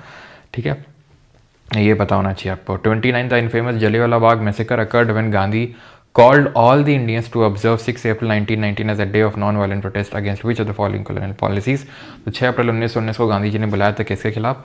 रॉलेट एक्ट के खिलाफ बुलाया था। ऑप्शन नंबर ए यहाँ पे सही आंसर होगा, रॉलेट अधिनियम। Gandhi ji gave a call for a satyagraha against the Rowlatt act in which of the following years. तो गांधी जी ने रॉलेट एक्ट के खिलाफ सत्याग्रह का आह्वान निम्नलिखित में से किस वर्ष किया था? तो किया था 1919 में। देख रहे हैं आप कितने एकदम बेसिक से क्वेश्चन है, चाहे वो NTPC का हो, चाहे SSC का हो, चाहे IB का हो, किसी का भी हो। In which of the following year were the Montague Calls for reforms introduced by the British government in India to gradually establish self-governing institutions? तो किस साल इंट्रोड्यूस किया गया था इस particular Montague Calls for reforms को? तो it was introduced in the year 1919. Who among the following formed the सत्याग्रह सभा on 24 February 1919? और 24 फरवरी 1919 को किसने सत्याग्रह सभा बनाई थी in Bombay to protest against the Rowlatt bills? तो हमें पता है सत्याग्रह सभा महात्मा गांधी ने बनाई थी, और होम रूल लीग के जो यंगर मेंबर्स हैं उनको लेकर उन्होंने ये बनाई थी। Non cooperation movement in 1920 included all of the following except, तो सब लोग थे 1920 के असहयोग आंदोलन में सभी शामिल थे सिवाय किसके? Refusal to pay taxes, violent attacks on officials, closure of schools and colleges, boycott of British courts. तो बहुत आसान है, ठीक है, ऐसा वॉलेंट तो कुछ था ही नहीं कि हम वॉलेंट करेंगे। वॉलेंट हुआ था चौरी चौरा में, इसलिए तो गांधी जी ने वापस ले लिया था उसको। ठीक है, which event is considered the turning point in Gandhi's political life converting him from a moderate to a mass leader? क्या ऐसा हो गया था तो जिस जहाँ मॉडरेट से मास लीडर, क्योंकि गांधी जी का जो अर्ली फेज़ है मॉडरेट फेज़ है, देन उसके बाद आपको पता है वो 1920 में होता है नागपुर सेशन। ठीक है, तो एक्स्ट्रा कॉन्स्टिट्यूशनल मास स्ट्रगल में हो जाता है। मॉडरेट से मास लीडर कब बन जाते हैं, वो कहाँ से बनते हैं, कौन सा इवेंट टर्निंग पॉइंट होता है उनकी लाइफ में? जलियांवाला बाग का मैसेकर होता है? नहीं, उसमें तो उनका कोई डायरेक्ट ऐसा इन्वॉल्वमेंट था नहीं। सॉल्ट सत्याग्रह? बिल्कुल नहीं, अभी तो सॉल्ट सत्याग्रह से पहले नॉन कॉपरेशन हो गया और इतना सब हो गया। तो मेन तो हुआ तो चंपारण। ठीक है, टर्निंग पॉइंट है चंपारण, जो पहला वाला था। ठीक है, तो टर्निंग पॉइंट किसको माना जाता है, ध्यान रखना। आई नो कि यहाँ पे डाउट हो सकता है रॉलेट एक्ट प्रोटेस्ट में भी और चंपारण सत्याग्रह में भी। ठीक है, इन दोनों में डाउट हो सकता है, बट चंपारण सत्याग्रह होगा आंसर, ध्यान रखिएगा। पहला जो उनका काइंड ऑफ सत्याग्रह था, पहला सिविल डिसोबीडियंस था। Where was Gandhi's method of satyagraha first evolved and later fully developed as a freedom struggle tool in India? तो कहाँ पे सबसे पहले इन्होंने सत्याग्रह का यूज़ किया था? तो वी नो कि साउथ अफ्रीका में वो जो सर्टिफिकेट वाला जो एक्ट आया था कि भाई आपको सर्टिफिकेट कैरी करना होगा और आपको उसमें अंगूठे के निशान भी होंगे, तो वहाँ पे उसके खिलाफ उन्होंने सत्याग्रह ऑर्गेनाइज किया था। और लियो टॉल्स्टॉय से काफ़ी इंस्पायर्ड थे ना, फीनिक्स सेटलमेंट बनाया था, किससे इंस्पायर होकर? रस्किन, जो जॉन रस्किन है उनकी अनटू द लास्ट से। Which of the following freedom fighters led the Rampa rebellion? तो खैर अल्लूरी सीताराम राजू होंगे, हम पहले ही पढ़ चुके हैं इसके बारे में। हो रंपा हो है ना। Which body was found by Gandhi on 24 February 1919? Again repeated question है, NTPC अंडर ग्रेजुएट सत्याग्रह सभा। Which movement marked Gandhi's entry into the all India politics? Champaran से again। ठीक है, चलो 2 क्वेश्चन और करो, फिर UPSC वाले जो क्वेश्चन छोड़े थे वो करेंगे। Okay, which of the following was not a part of the transfer subject under the government of India 1919? सो हम लोगों ने देखा था अभी कि जो 1919 गवर्नमेंट ऑफ इंडिया एक्ट है, विच इज मॉन्टेगी केल फॉर रिफॉर्म्स, एक्चुअल में इसमें जो प्रोविंशियल सब्जेक्ट्स थे उनको फर्दर दो पार्ट में डिवाइड किया गया था, reserve and transferred. Reserve subjects governor govern करेगा, ठीक है, without being answerable to the council, and जो ट्रांसफर्ड वाले हैं वो इंडियन मिनिस्टर्स गवर्न करेंगे, आंसरेबल टू द काउंसिल। मैंने आपको सब्जेक्ट्स बताए नहीं थे, ठीक है, आई थिंक लिखे तो थे, बताए तो थे, लिखे थे, क्योंकि मैं आपको ये बोल रहा हूँ कि वो एक्ट वाली जो क्लास हुई थी उसमें तो मैंने बताई ही होंगे आपको, ठीक है। तो मैंने आपको बताया था कि जो रिजर्व सब्जेक्ट्स थे उसमें इंपॉर्टेंट चीज़ें थी, जैसे पुलिस का कंट्रोल रखना चाहते थे, फाइनेंस और लैंड रेवेन्यू का कंट्रोल रखना चाहते थे वो, तो पुलिस, लैंड रेवेन्यू, फाइनेंस, इनका कंट्रोल तो था किसमें, रिजर्व में। ट्रांसफर्ड में, ठीक है, तो पुलिस किसके हाथ में थी, रिजर्व में थी, ओके।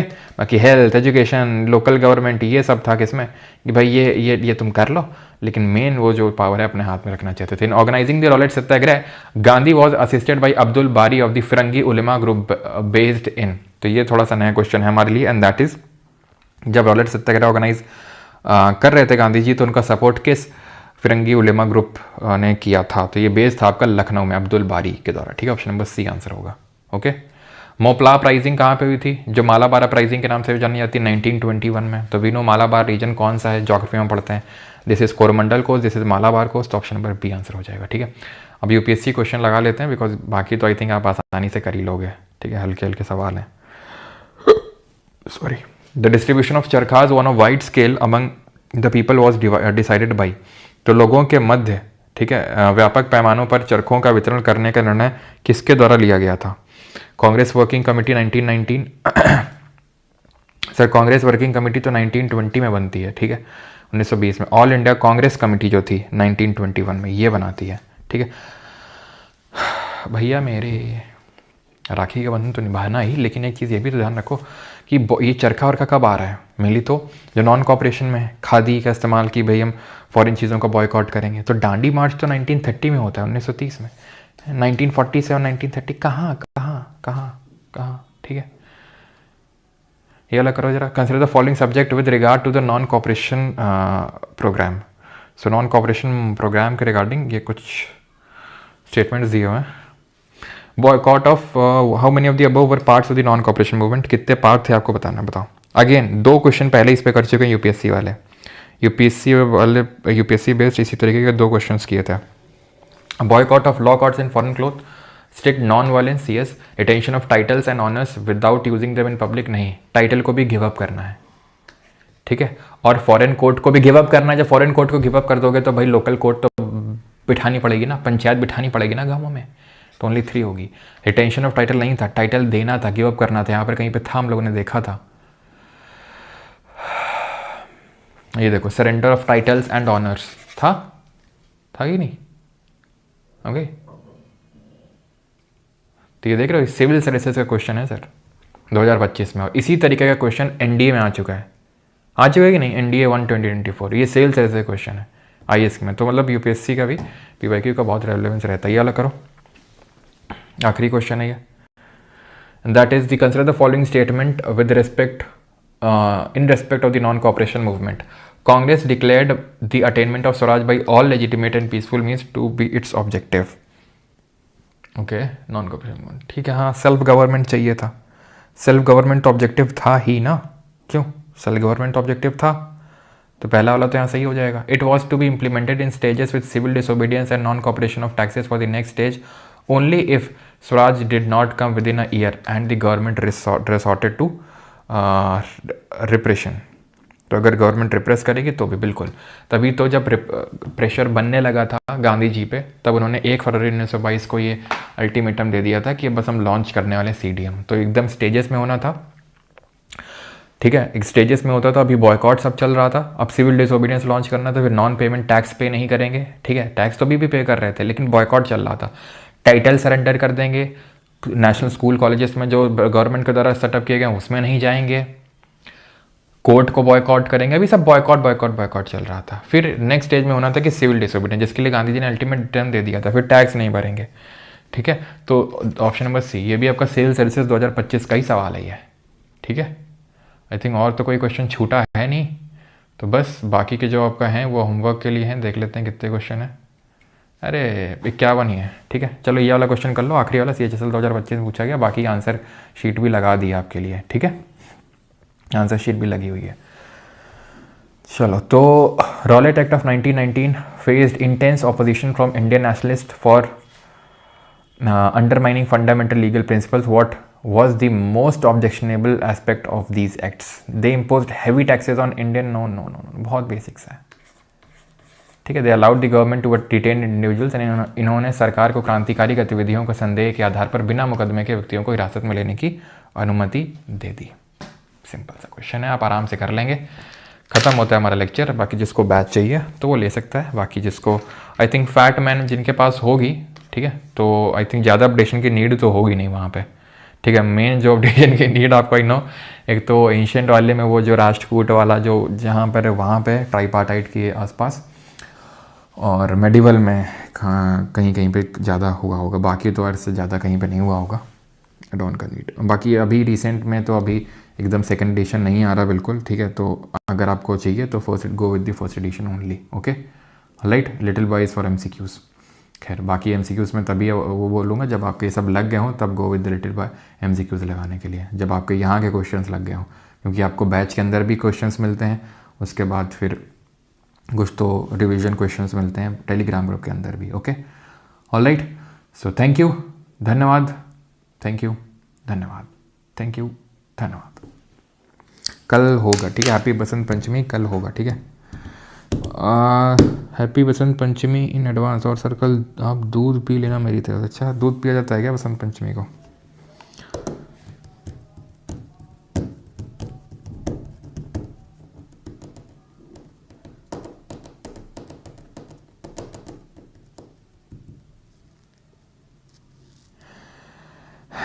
भैया मेरे Black Hawk Studios, Black Stock studios,